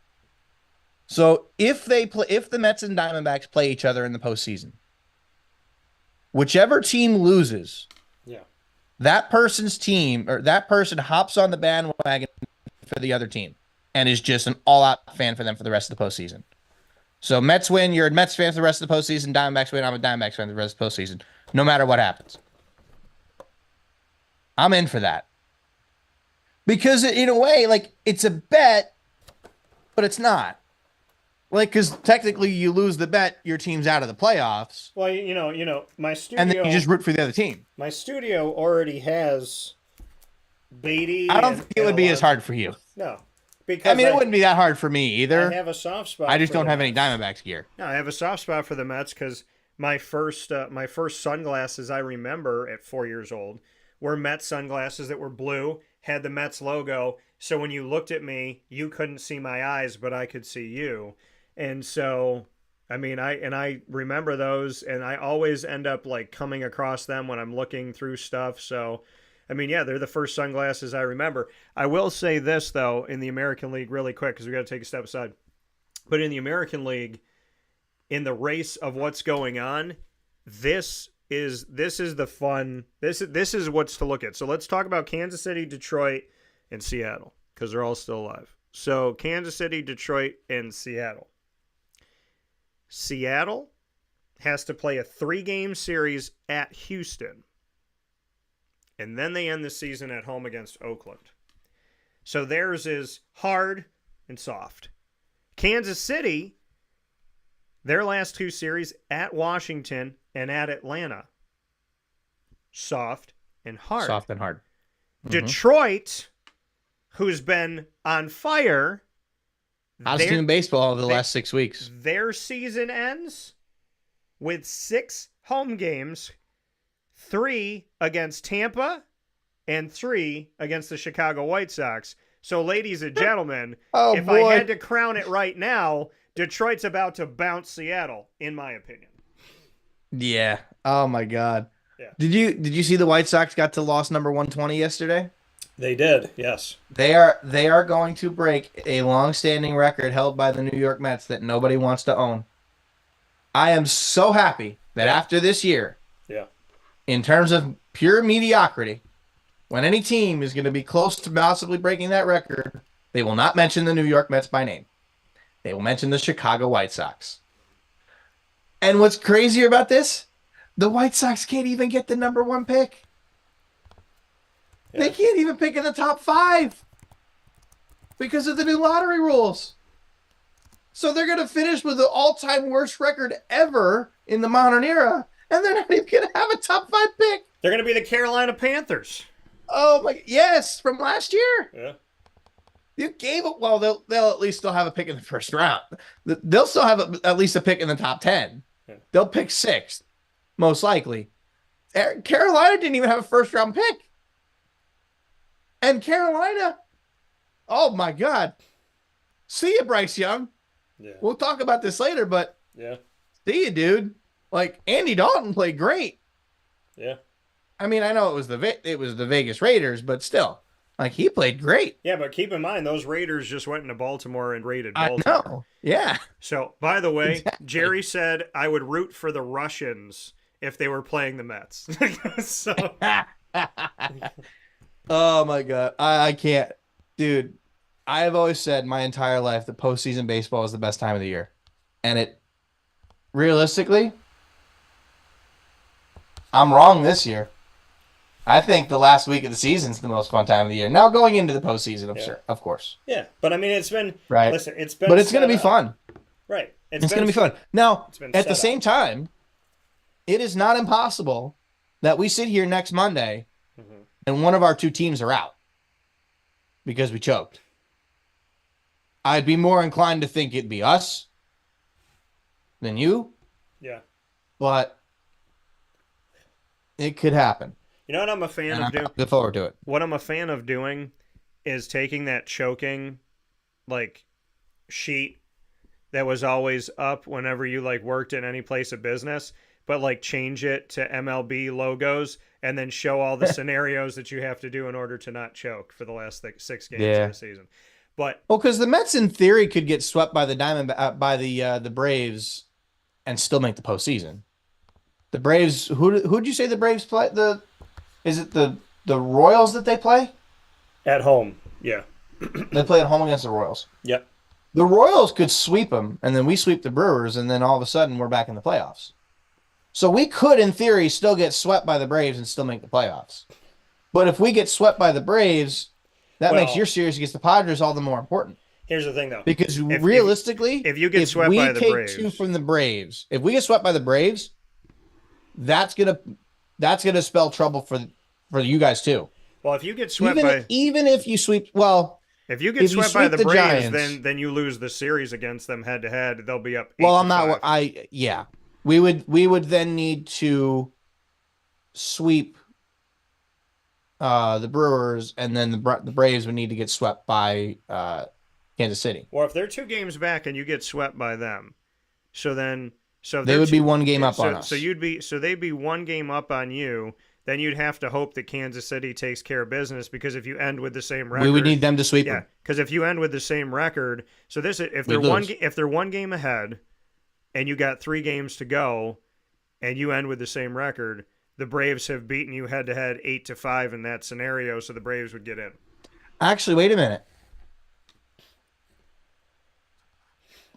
Kansas City wouldn't need to sweep them. Kansas City would only need to take 2 out of 3. Because if we sweep the Brewers and they take 2 out of 3, we will have picked up 2 games, so then we would be in. You have to look at your record. So if your record, it wouldn't matter. If the Braves sweep us, we're 1 back. If they then lose 2 out of 3, so you're 87-69. So if you lose, we would finish with 90 wins. Yeah. So if you're 87 the Braves and 69, would then finish you with lose 89. to them. So you'd be 87-72. The Braves would then be 88-71. If the Braves are 88-71 and you're 87-72, then we sweep, they lose 2 out of 3, we're good. If you take 2, well, you look at it like this. If you take 2, if we take 2, we're done. If you take 2, then you have to sweep. If you take 2, then you're 89-72. So if you sweep and you go 90-72, and then the Braves win 2. Yeah, we're done. If the Braves win, they would need to lose at least 2 out of 3. Yeah, because if you end up 90-72 together, then they're in. That was my scenario. Yeah. So and I'm not. The thing is, I can't get that out of the back of my brain because of what happened 2 years ago. Yeah, you got to hope Kansas They went City into takes care Atlanta of business in that scenario with a 3-game lead. A 3-game lead. Yeah. Actually, no. 2-game lead. Sorry. They went into Atlanta with a 2-game lead with 6 to play.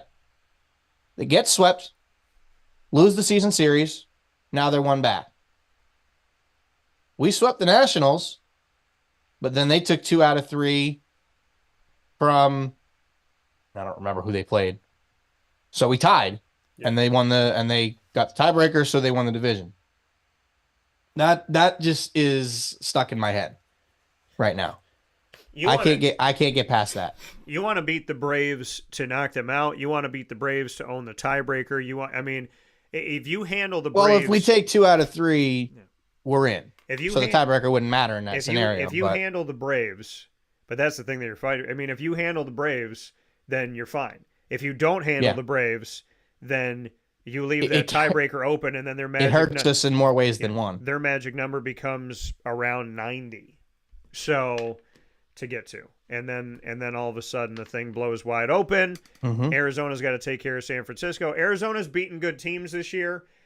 They've held serve against good teams this year. They've struggled against teams they're supposed to beat. So they can't do that against San Francisco.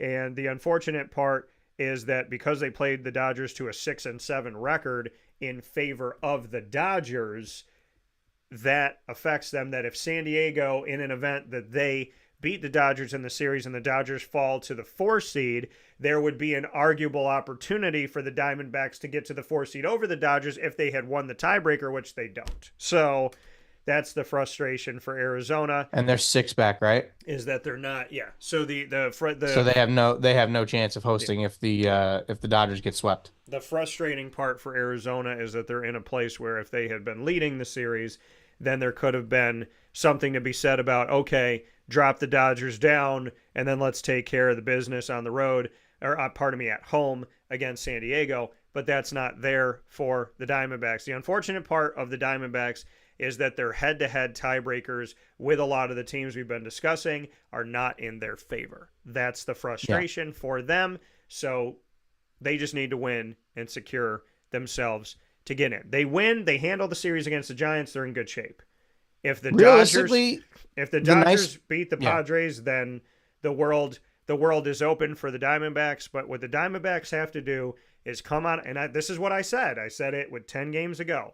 I said, win all 10, at worst win 9 out of 10, and you're in good shape. They've won 3 out of 4. If they win 3 against over the San Francisco Giants at home, if they win 3, they've won 3 out of 4 against the Brewers. If they now win all 3 against the Giants, then the Diamondbacks are in good footing. They did what they needed to do against the Brewers. Now they have to handle business against the Giants. Not 1-2, not 2-1. They need to sweep that series. Just go 3-0 and put yourself in that series against San Diego. Because if they beat the Giants 3-0, then that series against San Diego, there's not as much pressure. Exactly. Because if you sweep the Giants, all the Mets have to do is win 1 game, and you're in.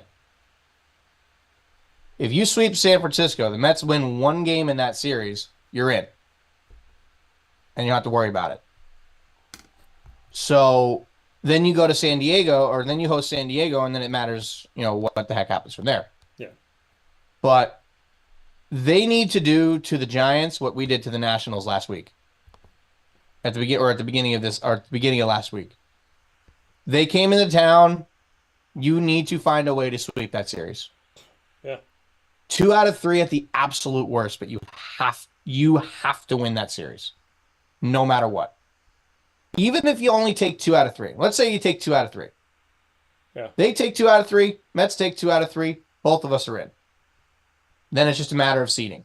Yeah. What I want, nothing more than what I want out of this week is to take 2 out of 3 in Atlanta so that the playoffs are secure. Then it's just a matter of who are we playing. Who are we playing and where are we going? Because they take 2 out of 3 from Atlanta. Let's say the Diamondbacks sweep the Giants. Regardless of what happens in LA, Mets will be 6, Diamondbacks will be 5.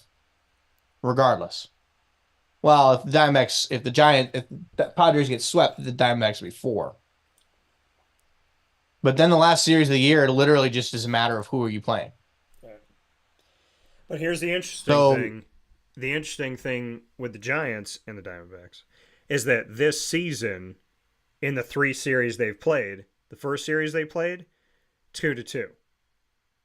The second series they played, Diamondbacks 2-1. The third series they played, Diamondbacks 2-1. That series was just played at the beginning of September. So just a couple weeks ago-ish, a little over a couple weeks ago. So they've gone 2-2, 2-1, 2-1. They've been on the verge of, and the most recent was on the road at San Francisco. But this is where the Diamondbacks have not, they have won, they have not lost a series to the Giants this season. But they have not swept a series this season. They have gotten series victories or series ties, but in order for the Diamondbacks to secure themselves, they have to get that elusive third victory, which they did not get in the last 2 series. Yeah. And I mean, obviously you control your own, at this point in the season, you control your own destiny. You just need to win. Just right? makes me Mets the makes me same way. nervous. Yeah, it Right? makes me nervous. You being don't. in the They don't scenario. need help. Yeah. Right? If they win their games, they don't need any help. Yeah. Same with the Mets. They win their games, they don't need any help. For seeding, they do, but to make the playoffs, they don't need any help. You know, realistically, the Braves are in control of their own destinies too. Yeah. Because if they sweep the Mets, then if they win their games, they're in. Right? So all three teams are in control of their own destiny. If the Mets and Braves didn't play each other this week, the Braves need help. But the fact that the Braves and the Mets play each other, all three teams are in control of their own destiny. Yeah. They don't need help. Yeah. You win, you are in, regardless of anything else. Now, if you lose a couple of games, then you need some help, right? But this is going to be really, really interesting. And the Mets saved their best. Now the problem is they did the same thing in 2022. Yeah. They had DeGrom, they had Scherzer, and then they had Bassett pitch in that series. And that did not go well. But tomorrow they're throwing Severino against Spencer Schwellenbach. Wednesday is going to be David Peterson against Chris Sale. That's a sketchy one. It's Chris Sale, potential Cy Young Award winner. And Thursday on Thursday you got Sean Manaea and Max Fried. Yeah.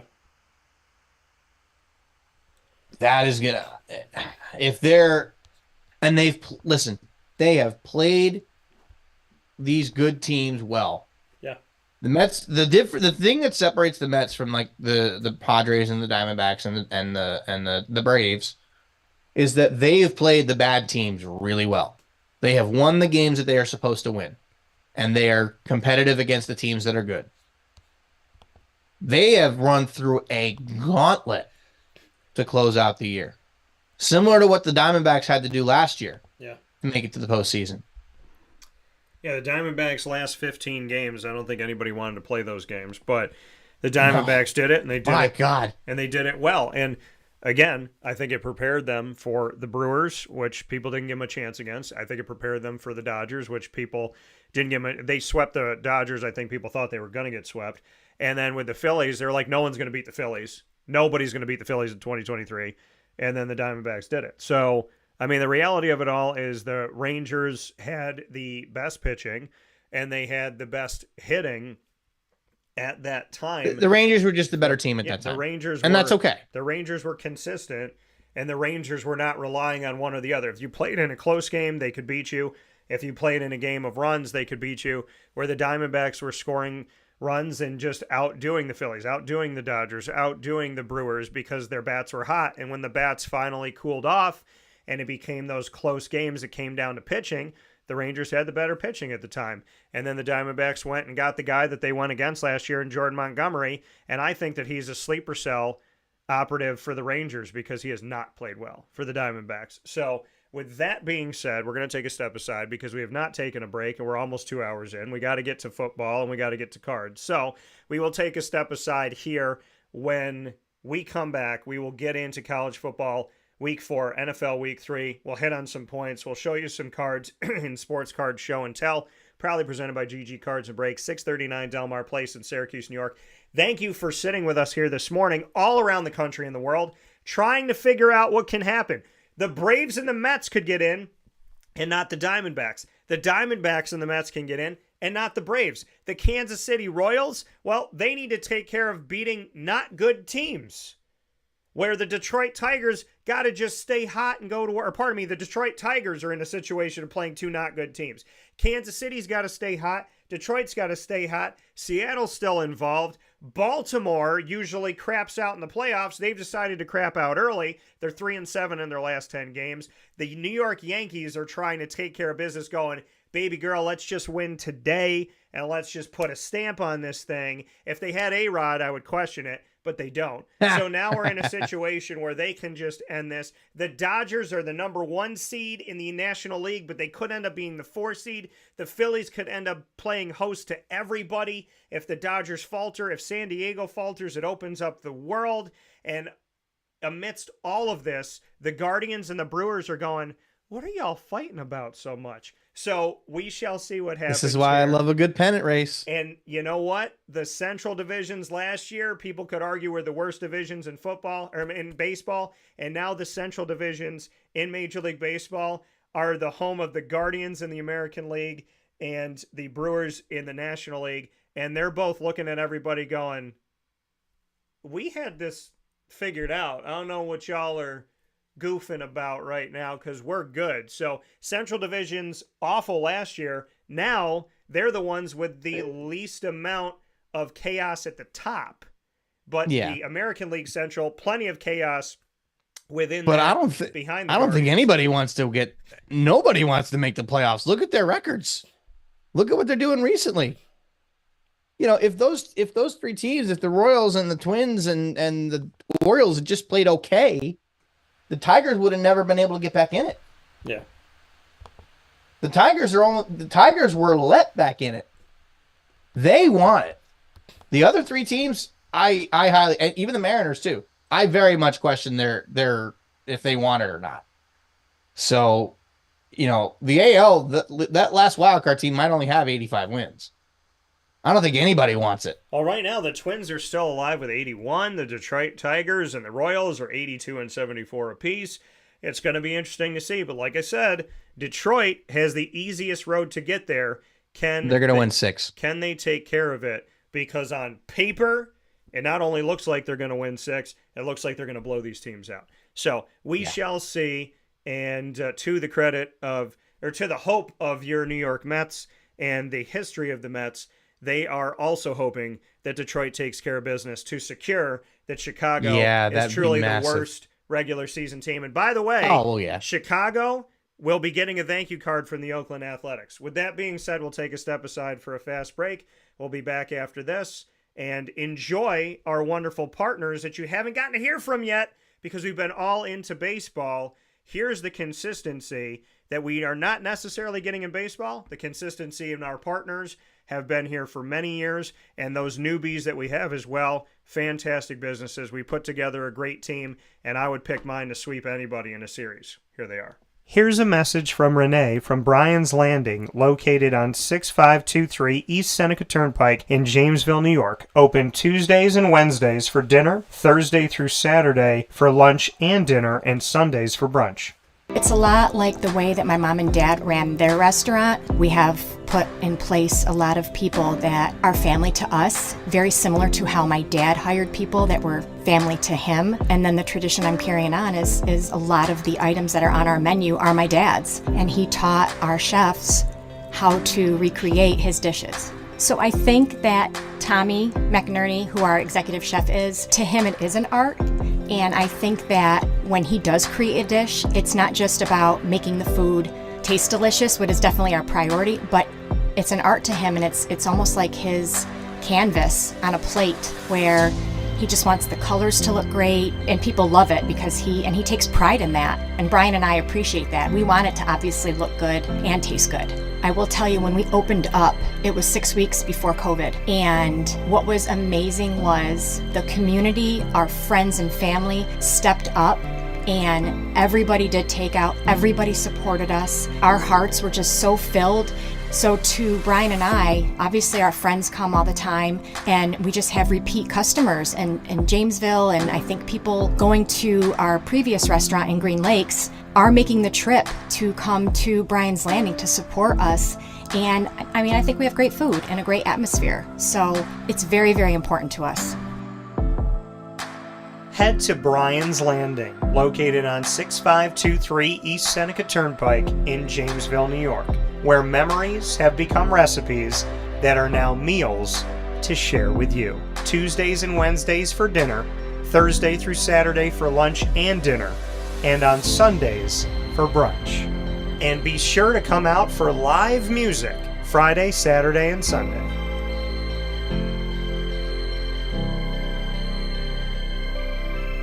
Here is a special message from Brian Bruno, owner of Servomation Refreshments Incorporated. I grew up in the family business, had the experience of working for a national food service company with thousands of employees and As much as I enjoyed the experience I had, there was something about, owning my own company and being able to change the things I saw wrong with the industry firsthand, which is why I moved back to my hometown in Canastota, New York, to launch Servomation. It was back in 2007. When we first started the business in 07, really you didn't find any machines with credit card readers. There's a lack of variety in machines. You got stuck with basically whatever the vending company wanted to sell that day. There's a lot of inefficiencies in the business, and those were all things that we saw as opportunities, both from a customer level to improve and from an operating level to be more efficient.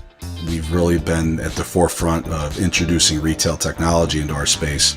We were doing self-checkout back in 2009 before it really became a national phenomenon. The whole point of it isn't to just improve the customer experience. It's to make it feel more like a retail environment where people don't have to be afraid of what they're buying behind glass. They don't have to be afraid of not being able to see the ingredients of the packages. It was an easy transaction from that standpoint. If we were to reinvent something, we wanted to make sure what we were making looked and felt more like a deli and not like something that you would traditionally see in a vending machine. I was tired of hearing for years the customers say the wheel of death because the vending machine would circle around with the same tuna salad in it. What we wanted to do was it really change the perception of that food. So allowing customers to touch it, allowing customers to feel the weight of it, allow customers to see the freshness of it, and also the variety of it really helps them change the perception and ultimately the value of what we bring to them. The point of differentiation you have to make is either in value or the quality. And I think on both of those fronts, Servomation has really, in large part, changed that value system for employees. So they no longer have to worry about bringing their food from home or having to leave their desk during the day and rush out to get back in time for their break to end. We're bringing something that they can count on in their break room every day, and they know it's going to be there, they know it's going to be fresh, and they don't have to worry about it being sold out or something that they don't enjoy. We've also heavily invested in flavored water machines, so you can get a glass of water with a fresh piece of fruit in it, along with bean to cup coffee machines. So there's not a day that goes by we're not surprised when we get customers that call us and say, we didn't know you could do all this. We're really lucky to have a strong group of dedicated employees. Most of our employees have been with us since inception. They're family to us, and people like doing business with people they like and trust. And I think the same thing goes for employees. And in a day and an age where there's a lot of corporations that just look at an employee as a number and don't get to know them, that's just not the way I was raised or how I like to do business. So we're a little old-fashioned. We like getting close to our employees. We like knowing how we can help them. We like knowing how we can improve their lives, adjust their schedules, whatever it may be to help improve their quality of life. And we think in the end that makes for a happier employee. We're fortunate enough to have really grown over the last several years, and from Pennsylvania to Massachusetts to Connecticut, we really do have a strong connection, even though we're not in the rooms every day with these employees. There's not one single employee that we feel like we don't know, and certainly we know they can call us at any time, and they're definitely treated as family to us. I wake up every single day really excited to surprise our customers in a good way. The one thing I can tell you is I think that every one of our employees and every one of our customers will continue to be at the forefront of every decision we make. Find out how Servomation can help you and your business by going to servomation.com.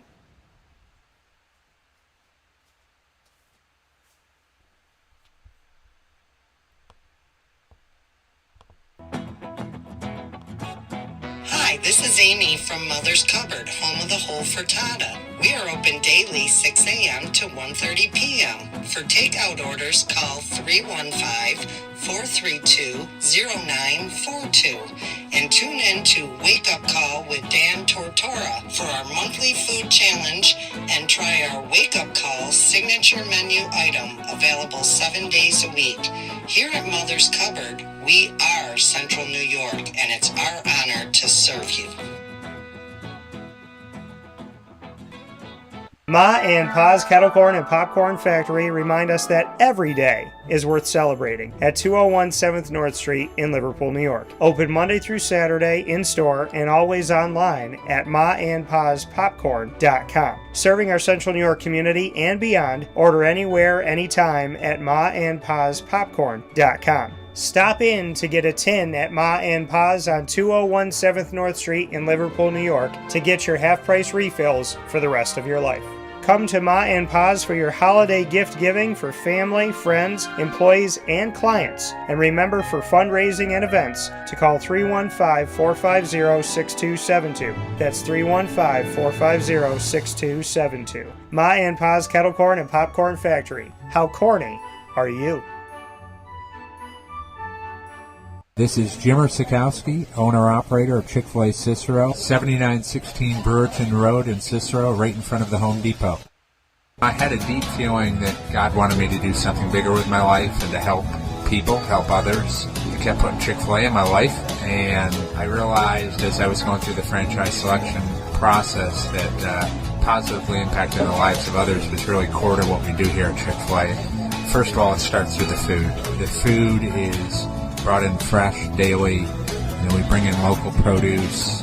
We prepare to order in the kitchen. We hand bread our chicken. We hand spin our milkshakes. It's great food. It doesn't taste like fast food.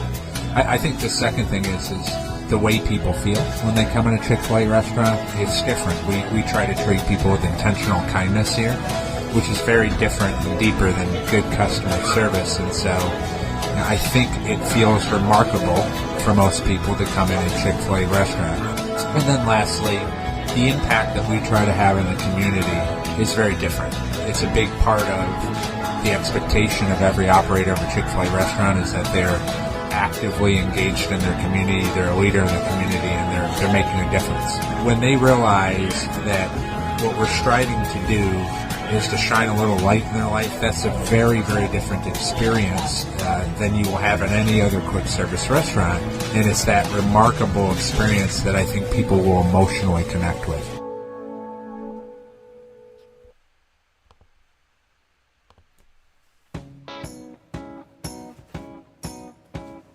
In these unique times, there are those in our community that give us a sense of normalcy and positivity. Pizza Man on 50 Oswego Street in Baldwinsville has been here for you for over 35 years and is here now. Call 315-638-1234 or order online at pizzamanbville.com to bring those familiar tastes into your home. And remember to come see our monthly on-site broadcasts centered around the community and our Baldwinsville Bees. Pizza Man in Baldwinsville. Any way you slice it, they are always here for you.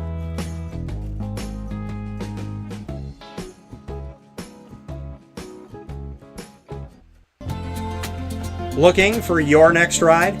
Look no further than Great Lakes Honda City, located on 7140 Henry Clay Boulevard in Liverpool, New York. Serving our community for decades, their new and pre-owned vast array of vehicles are available to you Monday through Saturday on site.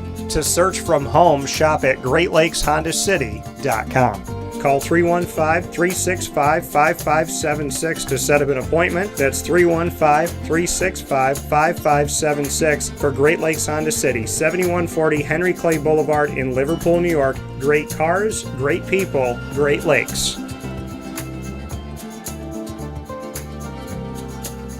All right, you need to come out here and get yourself the Brooklyn Pickle. I was talking about this with one of my buddies. I was like, yo, there's no better sandwich in the state of New York than the Brooklyn Pickle. And now that I found out that they're going down to North Carolina, we are taking over your taste buds everywhere you are, wherever you're going to be. You need to get yourself out to the Brooklyn Pickle. Pinehurst, you just realized that you found yourself the best sandwich shop that you're ever going to have. This is a glorious moment. It's a blessing to your community. You're welcome. Brooklyn in the house, baby. Go over to the Brooklyn Pickle. You already know what it is. You heard the man. Head to Brooklyn Pickle Pinehurst on 1788 Old Morgantown Road in Southern Pines, North Carolina.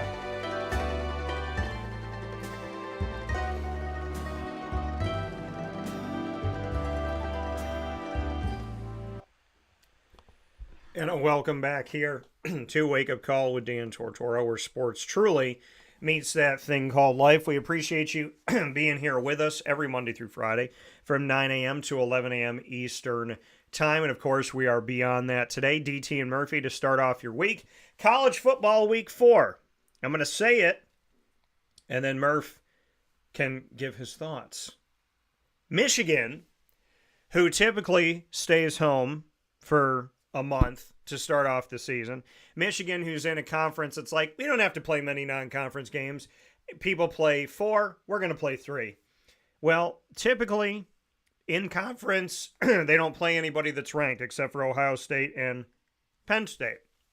who are teams that are going to be ranked probably forever until the end of time, until people start saying, what did they do to be there? But their namesake typically puts them in the top 25. Michigan, Penn State, and Ohio State. Outside of that, they don't have ranked teams typically in the Big Ten from year to year, or teams that stay ranked in the top 25, like a Wisconsin or a Minnesota. And out of conference, they are playing preschools, daycares. I think that they have also played like sandwich shops, not Brooklyn Pickle, because I would pick Brooklyn Pickle to win that one.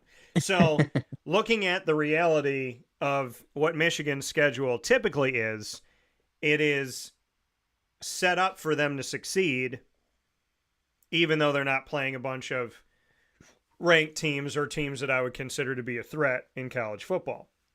Well, this year, they've played two. Both at home, of course, because why would they play those teams on the road? And Michigan playing Texas at home, lost by almost 3 touchdowns, 31-12. That, to me, was like a hi, hello, look at they're playing a tough non-conference schedule. They're playing ranked teams outside of those in their conference that are always going to be ranked, Ohio State and Penn State, and look at how they played. Well, Michigan played host in week 4 to the USC Trojans in Lincoln Riley, a team that was ranked 11th coming in, Michigan ranked 18. And Michigan found a way to gut it out, winning 27-24 in a back-and-forth brawl between a team that is now considered a member of the Big Ten. So this matchup between the two, USC's first ever game as a Big Ten conference member, they're 0-1, and Michigan's first game of the season in the Big Ten, they're 1-0. Michigan is 3-1. Their only loss is to Texas. Michigan was up in this game 14-0. Then they were up 14-3 at halftime. Then it became 20-17 at the end of the third quarter with 2 touchdowns by USC. Then USC took their first lead of the game with 7 minutes and 1 second left in the fourth quarter, 24-20. And with 37 seconds left, we saw Michigan come all the way down the field and only need a 1-yard run by Mullings to take the victory 27-24. So a game that they led almost the entire time and lost the lead, they found a way to come back and secure the victory in the fourth quarter, like Stanford did to Syracuse. So I do want to take this time to say, if Michigan played a team of note at any given time, and they defeated a team of note, that their flowers would be given, because, as I've said for years, I have no disrespect or bias toward or against the Big Ten, Michigan, Ohio State, Notre Dame. I state obvious things, and I call them out because they would be wrong in any scenario with any conference and any team. When those teams, if and when those teams win games that would put them in a good footing, this is where we have a conversation. My only issue with Ohio State, Michigan, and Notre Dame that I've stated for years is that they have an unfair advantage that's not rooted in any factual evidence. Michigan this season winning a game against USC, and their only loss so far coming to Texas, who is arguably the best team in the country, I can argue Michigan into the college football playoff right now. I couldn't in prior years because they hadn't done anything to get there over other teams, or it's really easy to play a bunch of unranked teams and play a bunch of those games at home and play one less non-conference game and really not play anybody in non-conference of merit. When Michigan does that, they set themselves up for me to have that conversation like any other team would of the 134 FBS schools. But I have stated numerous times, I have no problem with Michigan. I have a problem with their advantage and the bias that works in their favor. And I would have that problem with anybody that has that, conference or institution. When a team beats another team of merit, we're having a different conversation. And I have long since said I will give Michigan their flowers when they earn them. Michigan earned those flowers, and their loss to Texas, albeit a 19-point loss, and their win over USC, I look at Michigan right now and say, if you handle business in the Big Ten and you do some good things moving forward, I can see a path for Michigan now with this win over USC. And looking at the fact that they have to play against Minnesota and then at Washington, at Illinois, Michigan State, whatever, and at Oregon at home, at Indiana, Northwestern, and at Ohio State. The way that I see this is if they can win that game at Washington, they can defeat Oregon at home, and they can take care of business within these other games. I'm seeing a Michigan team that has earned their keep. And all I've ever asked the last few years when they made the college football playoff is that they earned it instead of it being handed to them. And to me, yes, they have to win the games that are in front of them. But their schedule would have been mocked and criticized if they were in another conference. The American deals with it all the time. Michigan does not deal with it. Ohio State doesn't deal with it. Penn State doesn't deal with it. Now that Michigan is playing a schedule that I consider to be difficult, now that they're playing a schedule that I consider to be challenging, and they beat USC, I'm going to live by the word that I've always told you. I don't have a problem with Michigan. I have a problem with the bias that helps them. And no bias helped them in a win over USC outside of the fact that they got to play it at home. So Michigan, congratulations. You put yourselves in a good place. And as I've always told you, I'm an impartial broadcaster. I give credit where credit is due, not where credit is simply given. Michigan's been given a lot of credit instead of earning it. This win earns credibility. And so congratulations, because this victory that actually happened against a good team that I think is trending upward could pay off for Michigan in the long run this season if they take care of business. For sure. Now, one question I have for you. Does this... Now, I know they're going to have to play some tough games later in the season themselves. Yeah. Does this win by Michigan indirectly help the cause for that with Ohio State and Penn State? With Michigan now having beaten USC to solidify themselves as a good team, do you think this indirectly helps Penn State and Ohio State gain a little bit of credibility? Now they got to play those teams later, right? They're going to have to play your Washingtons and your USCs and schools like that. But like if the season ended now, does that help their credibility indirectly?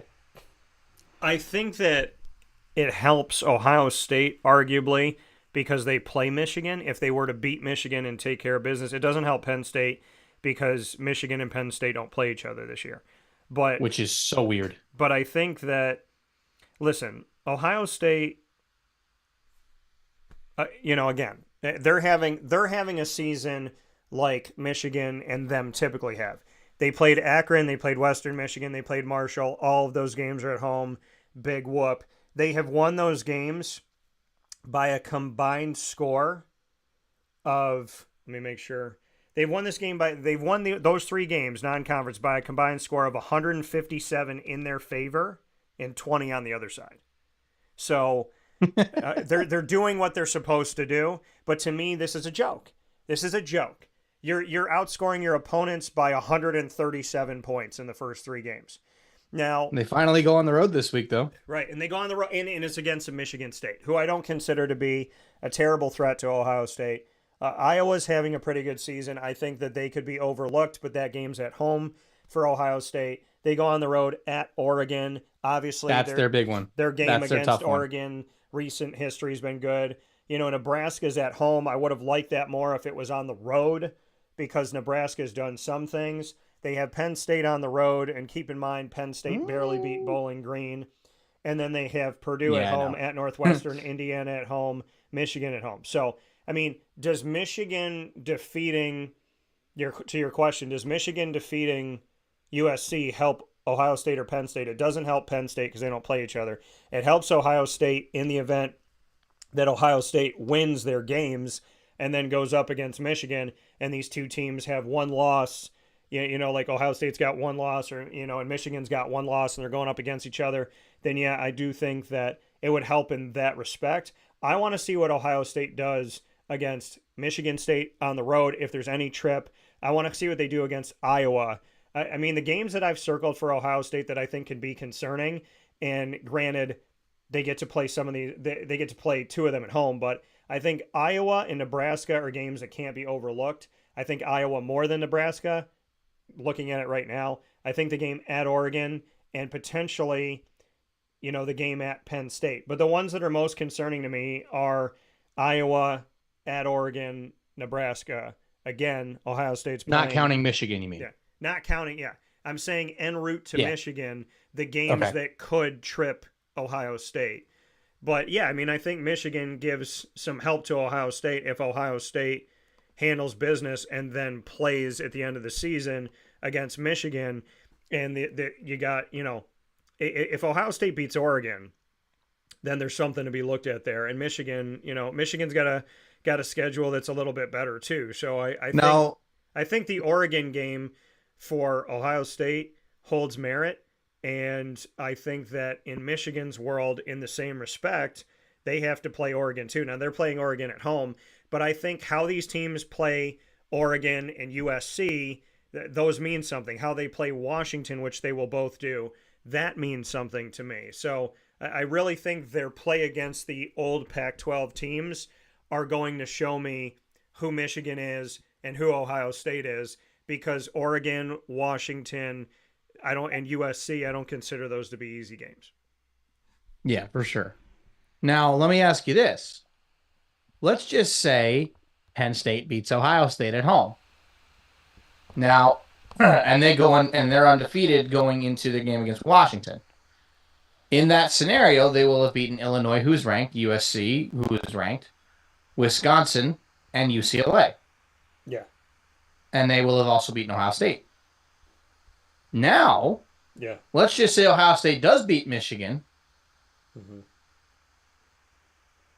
I think to your point, that does then indirectly help Penn State, because Penn State in that scenario will have beaten a good Illinois team, a UCLA team who always tends to be, who always likes to play spoiler, a solid USC team, and a Wisconsin team that's down from their typical success, but still, a decent, a pretty solid Big Ten team. And they will have beaten Ohio State.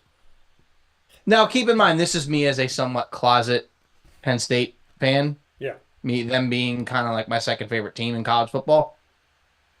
Hard for me not to, because they're my home state team. Yeah. But looking even at their schedule, I mean, Illinois is ranked. That they play them this week. That's a tough game. They do play them at home. Then they also host UCLA. Then they travel to the West Coast to play USC. Then they have a bye. Then they go to Wisconsin before they host to Ohio State on November 2nd. I mean, this is how I look at it for Penn State. This is my honest scenario. And yes, in the event that Ohio State, well, I mean, this is playing the long game. Ohio State and Michigan don't play each other until the end of the season. So in the event that Ohio State beats Michigan and Penn State beats Ohio State earlier on in the season, because their game's on November 2nd, then yes, in the long game scenario, then Michigan beating USC, Ohio State beating Michigan, and Penn State beating Ohio State does help.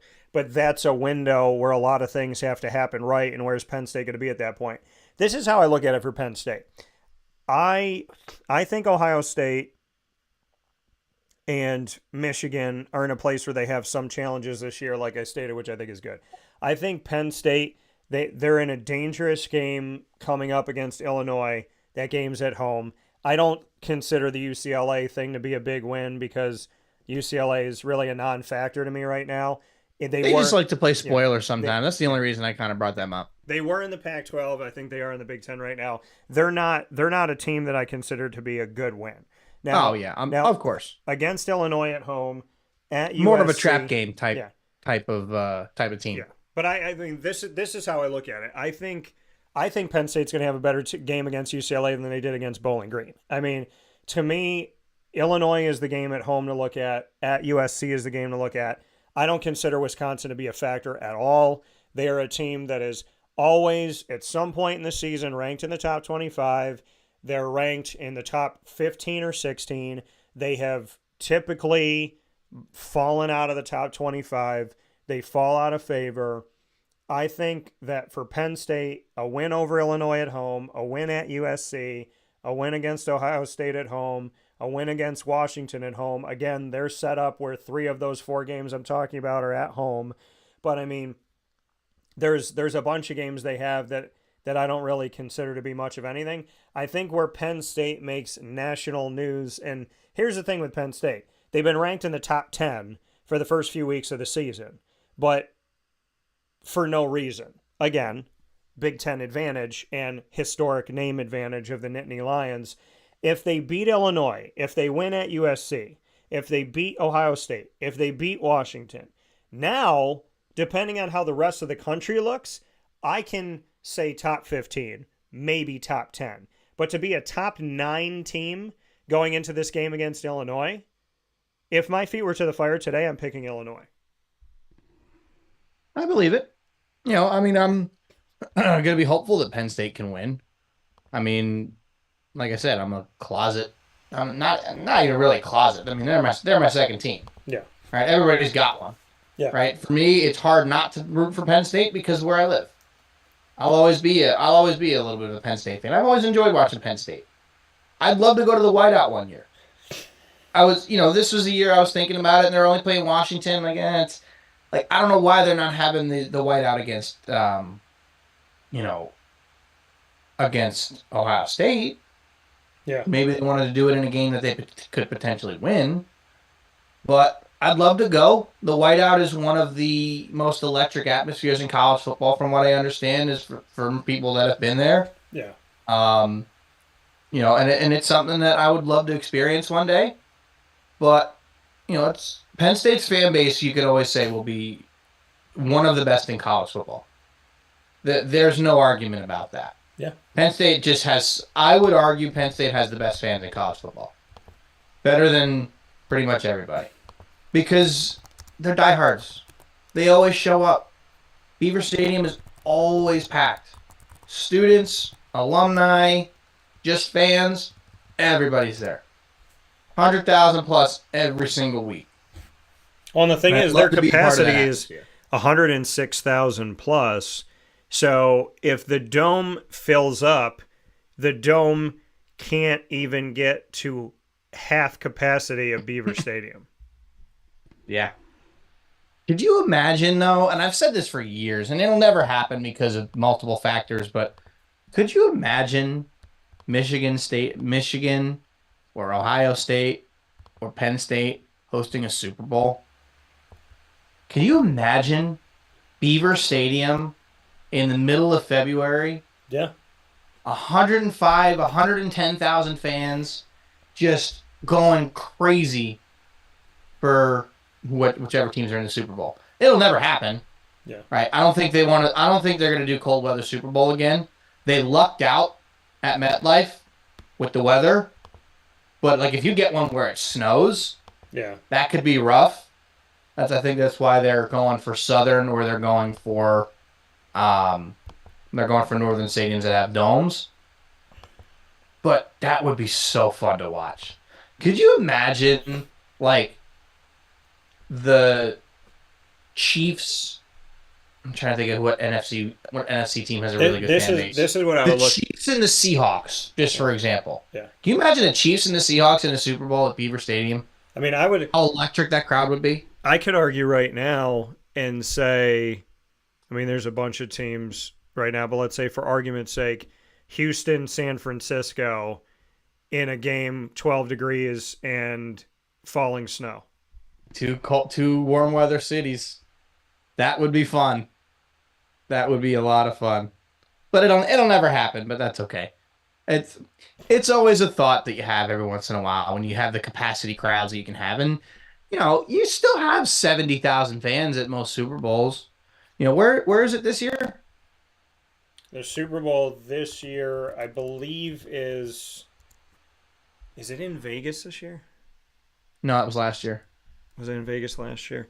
Super Bowl for this season. Oh my goodness, I'm trying to think about where is it now? Oh, it's in Louisiana.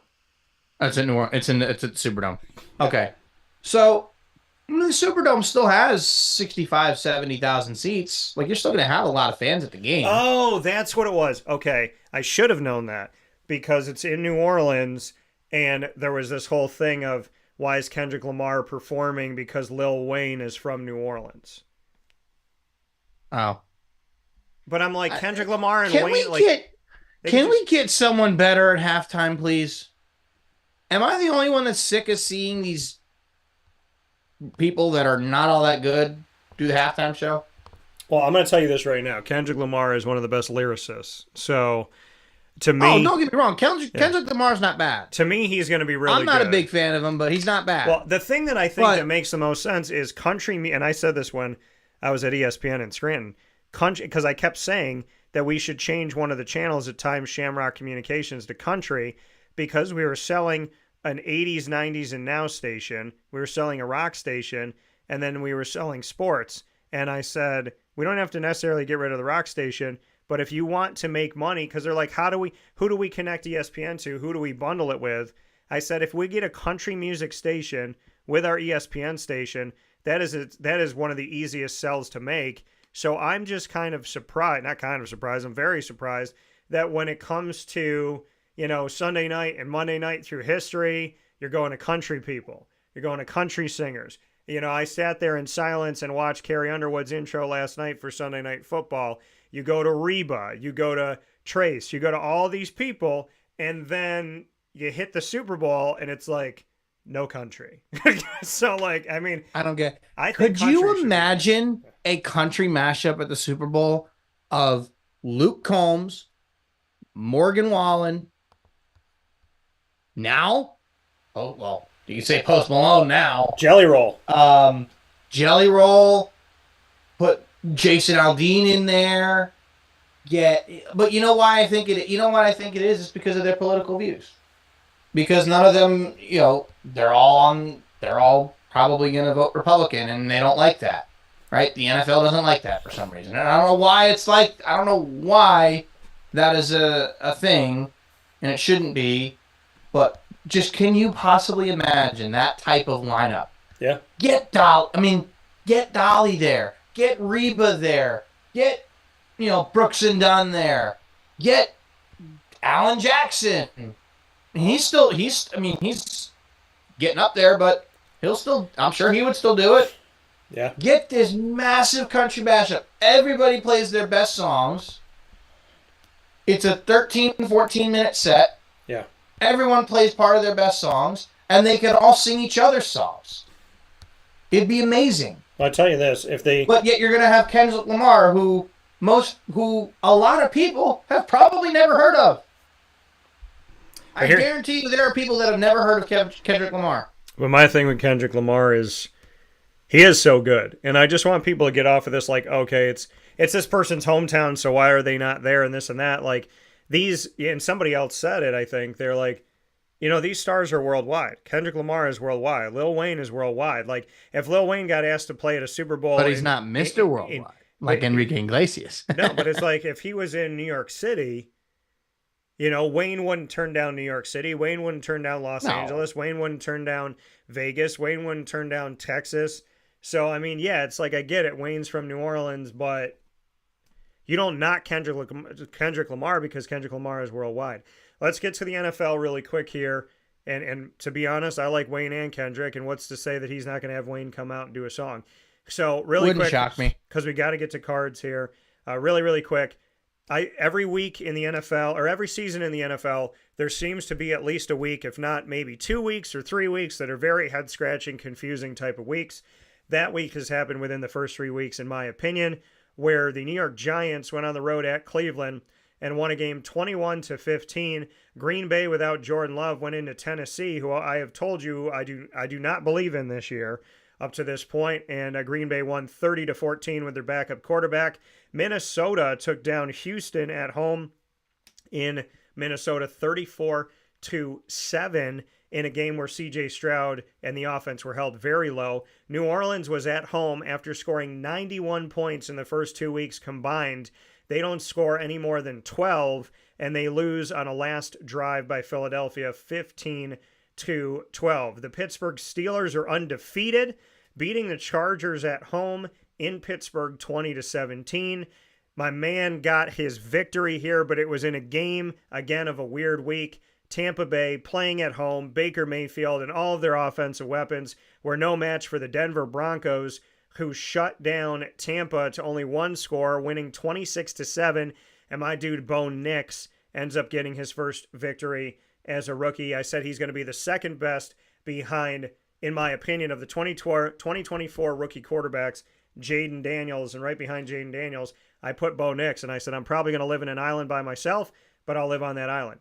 The Vegas Raiders, they defeated the Ravens on the road last week in a game that almost nobody had them winning. And yet, Carolina defeats the Raiders in Vegas with their backup quarterback, Andy Dalton, who has probably secured that outside of injury, he's going to be the quarterback for the rest of the season, winning 36-22. I don't think they could score 36 points in 3 games with Bryce Young back there in recent history. See you, Bryce Young. Those games being very weird. Yeah, Bryce Young. And then Dallas and Baltimore. Baltimore played a good game, 28-25. Dallas at least fought back. Another weird week game. The Rams, without Puka Nacua, without Cooper Kupp, somehow defeat San Francisco, who has proven that they are not good on the road. They beat the Jets at home in the first week. They have lost a road game to Minnesota and a road game to the Rams. Both of those games in the NFC. Doesn't bode well for San Francisco. And yeah, so I mean, some head-scratching moments have happened here, and a bunch of games in NFL Week 3 that you probably didn't pick to go the way that they went. Really quick, Murph, your thoughts on that, because we're going to get to cards. Who said Sam Darnold couldn't play quarterback? Sam Darnold is awesome, man. 4 touchdown passes this week in the Vikings win over the Texans. Yeah. He looked outstanding in that game. And he didn't even have to do all that much. Right? Aaron Jones ran for 100 yards. He didn't even throw for 200 yards. He didn't need to. Their team was awesome. He threw 4 touchdown passes.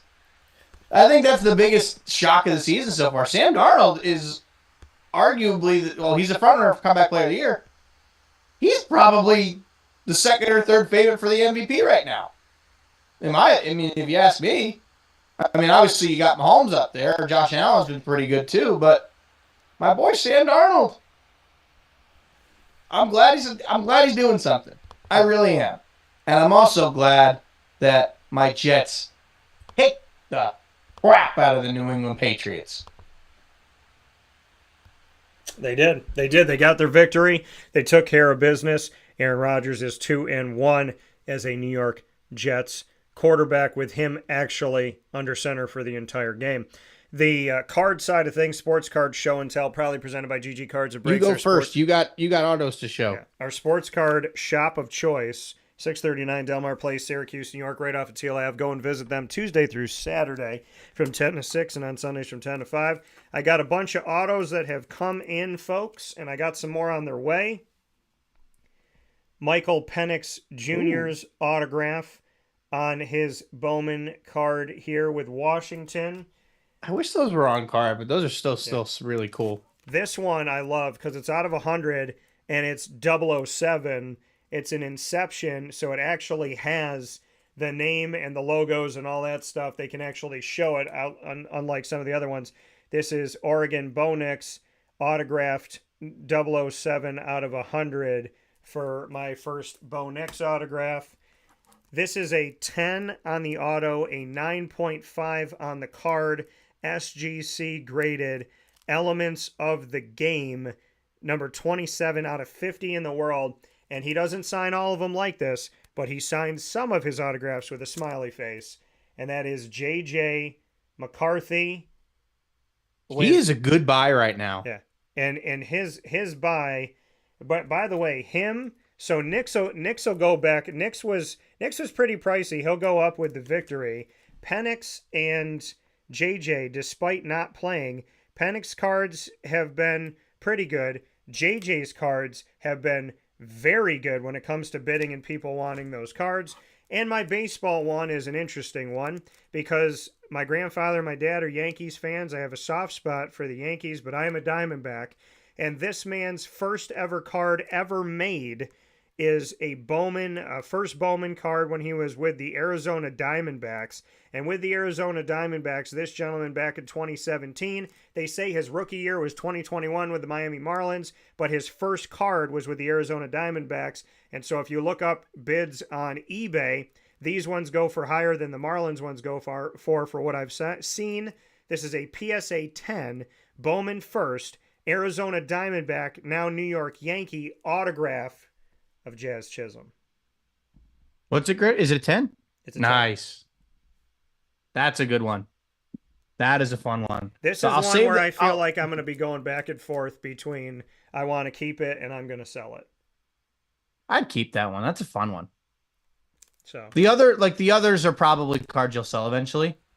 That one's one I could see you keeping, yeah, without a doubt. this is going to be a difficult one because I think I'm going to get offers for it. So I would, to be honest, if you want to keep it, don't even take it with you. I wouldn't. I just leave it at home. well, that's like that's my sauce. I put it in my case. And I was getting offer upon offer, so sick. and then I got the offers on the Larry Bird. I took the Larry Bird out of my case at trade night because I wanted people to stop seeing it. So actually it wasn't in my case. It was in my box. I forgot it was in my box. Some kid found it, and then people kept picking it out.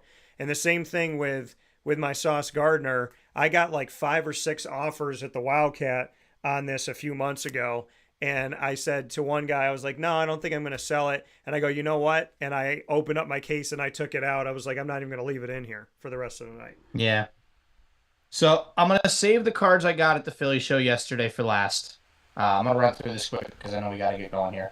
Couple of cards. I was actually a little surprised these didn't sell yesterday, but that's okay. I did have a couple people look at it.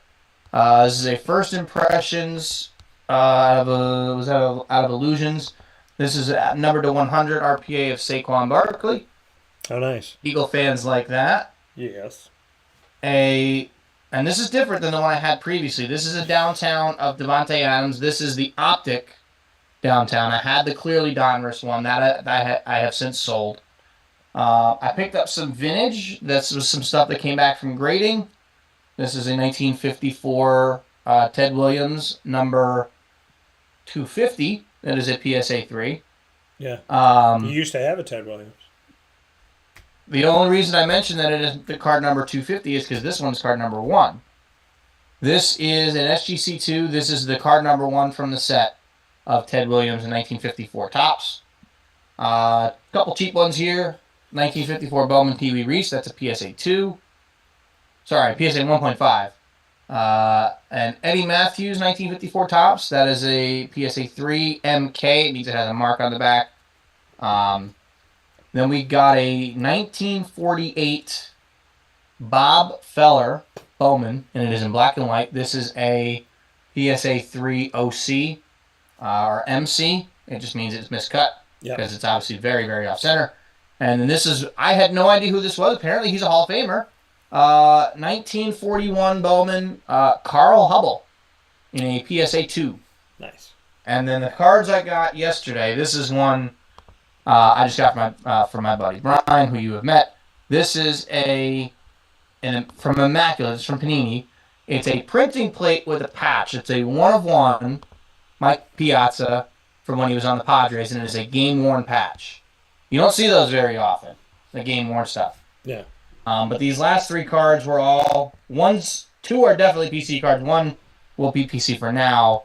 1 is a Wyatt Langford Blue Aqua Ray Wave to 150 rookie auto from Topps Chrome. Love this card. Looks beautiful. I'm probably going to grade it. Yeah. This was a card I did not expect to see at the show yesterday, but it was there. And it will go straight into my PC. It is a 1990 score rookie card of the greatest goaltender in the history of the NHL, Martin Brodeur, and it is authentically signed by Martin Brodeur. Nice. And this was all not really all that expensive either. I paid $65 for it. It really was not all that expensive. Yeah. And you know what this next card's going to be. I posted a reel on this on my Instagram yesterday. This is probably up there as now my favorite card in my PC. It is the best rookie card of the greatest hitting catcher in the history of the game of game of baseball, Mike Piazza. This is a Fleer Update 1992 in a PSA 10. I had this in an SGC 10 for a while and wanted to upgrade it. Was not expecting to do it yesterday, but considering I didn't really buy all that much on the floor of the Philly show, I had cash in my pocket. So I said, you know what? I'm going to go do it. So this now has a nice home on my desk, and it will not be leaving anytime soon. That is now, it's not the most expensive card in my collection, but it is definitely my favorite card in my collection by far. Yeah, and my Corbin Carrolls came from you, and they sit over my shoulder right next to Breonna Stewart, and they don't. I saw some Caitlin Clark autos too while I was walking around the Philly show, but my God, were they expensive? Yeah, it was. I mean, it was like three. It was like $300 to $400. Then it's like $700 to $800. Now I didn't see one for less than $700 yesterday. Just, yeah, I mean that's the number now. It was $300 to $400. Then it became $700 to $800.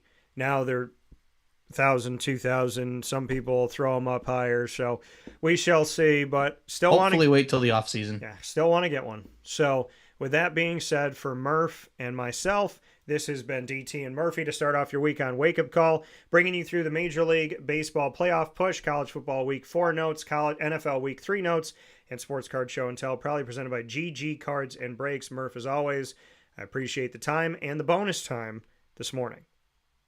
Yes, sir. Looking forward to it. Hopefully, both of our teams are in the postseason when we talk next week, so that when we talk bracket, you can pick the Diamondbacks to win the World Series, and I'll pick the Mets to win the World Series, and then we can make real brackets. Yeah, it'll be very exciting. But yes, the next time you hear from Murph and I, we will know who is where, who is in, who is out, and did the Diamondbacks and the Mets make it for our teams respectively. As always, Murph, I appreciate you.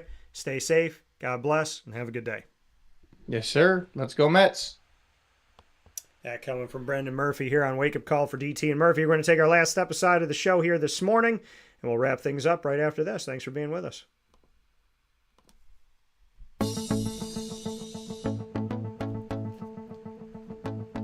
Avicoli's, located on the corner of Route 57 and Wetzel Road in Liverpool, New York, has been your trusted neighbor for decades. Located just steps from Liverpool High School, we're happy to have the Liverpool Warriors on-site, on-location broadcast at Avicoli's through Wake Up Call with Dan Tortora every single month, featuring student athletes, coaches, and administration throughout the year from Liverpool High School. Head out to Avicoli's today on the corner of Route 57 and Wetzel Road in Liverpool, New York, open Tuesday through Sunday for lunch, dinner, and drinks. We'd love to see you out there, and of course you can call them at 315-622-5100 for takeout, delivery, and catering. That's 315-622-5100, and also find them on myavicolis.com. That's myavicollis.com.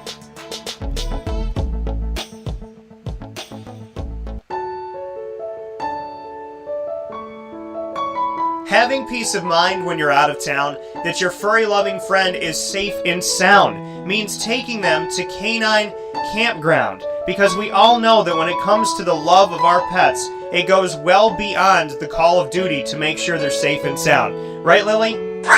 So take a ride to 242 Johnson Street in East Syracuse, New York, and see Canine Campground and where your dog will be staying, in the classic cabin, the executive cabin, the grand cabin, or of course the luxury cabin, because if you know Lily, you know she loves luxury. Now you don't have to wait to the last minute to find a family member or a friend that'll take your dog for a few days. Call Canine Campground at 315-299-4013. That's 315-299-4013. Their drop-off and pickup times are Monday through Sunday.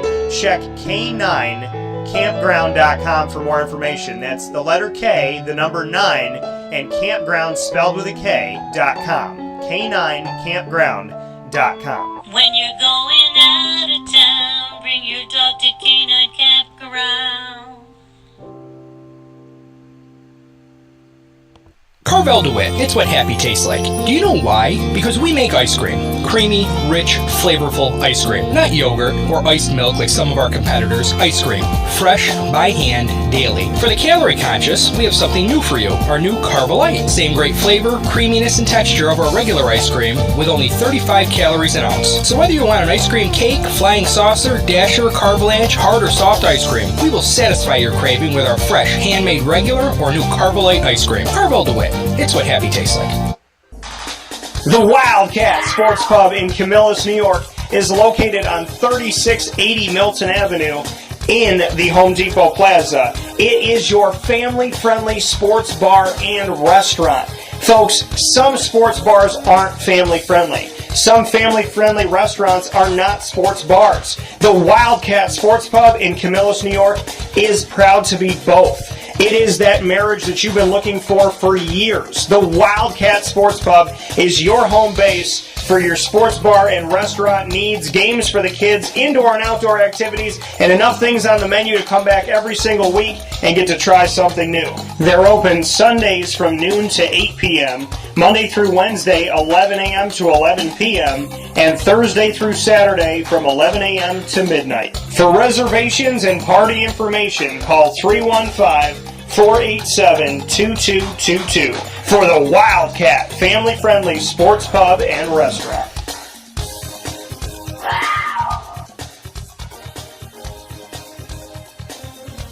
GG Cards and Breaks. Like, comment, subscribe. GG Cards and Breaks coming to you on 639 Delmar Place in Syracuse, New York, your one-stop sports card and collecting card in general trading card shop.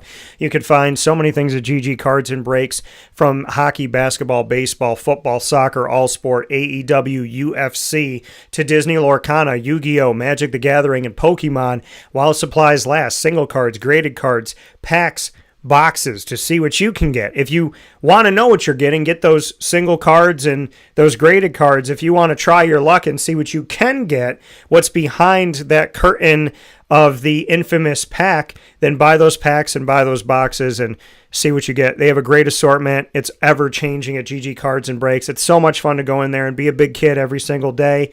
And it starts with the people at the top, Josh and Anthony, that care so much about it, that are involved with it, that love opening cards, that still to this day get excited about what they can get and what they're going to put in their collection and who they collect and what means something to them and what's important to them. They have a vast, vast array of knowledge and wisdom when it comes to the sports card world. So when you go in there, you're not just getting a trading card shop. You're getting people that care, people that don't just run a business. They're a part of that business. They're a part of the hobby with you, and they have the expertise. So go and see them Tuesday through Saturday from 10 a.m. to 6 p.m. and on Sundays from 10 to 5 at 639 Delmar Place in Syracuse, New York, right off of Teal Ave at GG Cards and Breaks. With that being said, I want to give a special thanks to Brendan Murphy today and our conversation on Major League Baseball, college football, the NFL, and of course, Sports Card Show and Tell, presented by GG Cards and Breaks. You're with us every Monday through Friday from 9 a.m. to 11 a.m. Eastern Time on YouTube.com and Facebook.com, both /WakeUpCallDT and on WakeUpCallDT.podbean.com, internet streaming radio worldwide. Then you can find us on Amazon Music, Audible, iHeartRadio, iTunes, and Apple Podcasts, Player FM, Podbean, Podchaser.com, Podvine, Spotify, TuneIn, and YouTube by searching Wake Up Call with Dan Tortora, or one word, Wake Up Call DT. It is free. Make sure you follow and subscribe, so once you find us on these channels, you will always have us on those channels.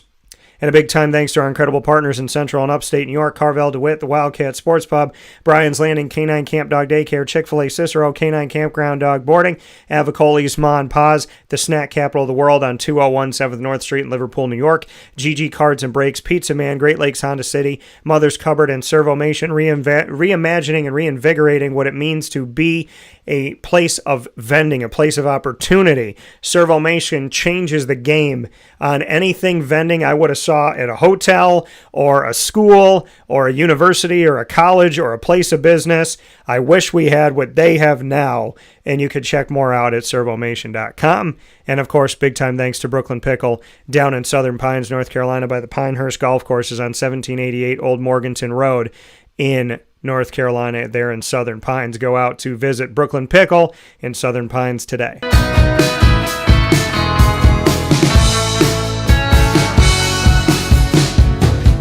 The Lemoyne College Dolphins are exclusive multimedia marketing partners with Wake Up Call with Dan Tortora. Find the Dolphins every Wednesday during Dolphin Time, Wednesdays at 9 a.m. Eastern Time, worldwide. You can also find them by going to youtube.com/wakeupcalldt. Click subscribe, hit the notification bell, and find the Lemoyne playlist of over 140 specials with the Lemoyne College Dolphins that's ever growing. You'll always find the Dolphins on wakeupcalldt.com's homepage and underneath the exclusive partners tab. For more information, go to LeMoyneDolphins.com. And as always, fins up. By the way, congratulations once again, and I'll be airing my specials. Very excited for this. Big time congratulations to Tom Bonus, longtime head coach of Lemoyne men's soccer, to Erica Jeremiah, the student athlete that had so much success at Lemoyne as a women's lacrosse player, and of course to the 1981 Lemoyne baseball team overseen by Dick Rockwell. Fins up.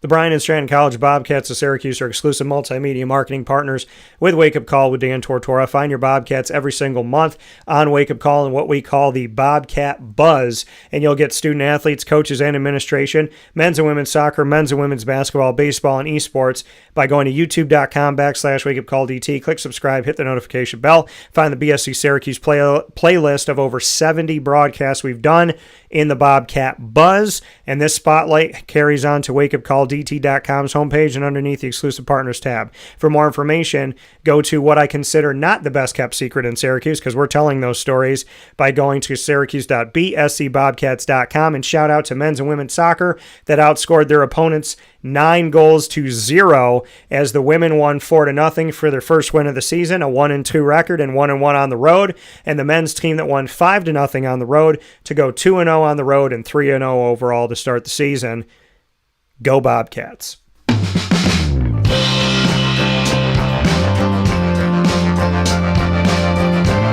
The Binghamton University Bearcats are exclusive multimedia marketing partners with Wake Up Call with Dan Tortora, and appreciate you so very much, the Binghamton University Bearcats, and their stories that we get to tell. Moments with Marshall, featuring Binghamton University Athletics Director Gene Marshall throughout the year, and the Bearcat Break Room with student athletes, coaches, and administration telling their stories, their journeys, and their unique connection to Binghamton.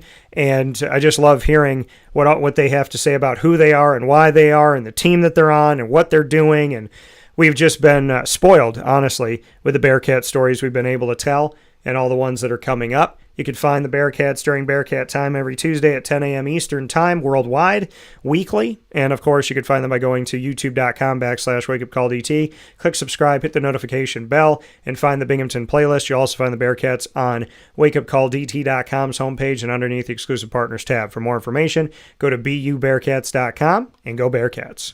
With that being said, I hope you have a wonderful day. Thanks to Brendan Murphy again for starting the week off with us, as always, with DT and Murphy.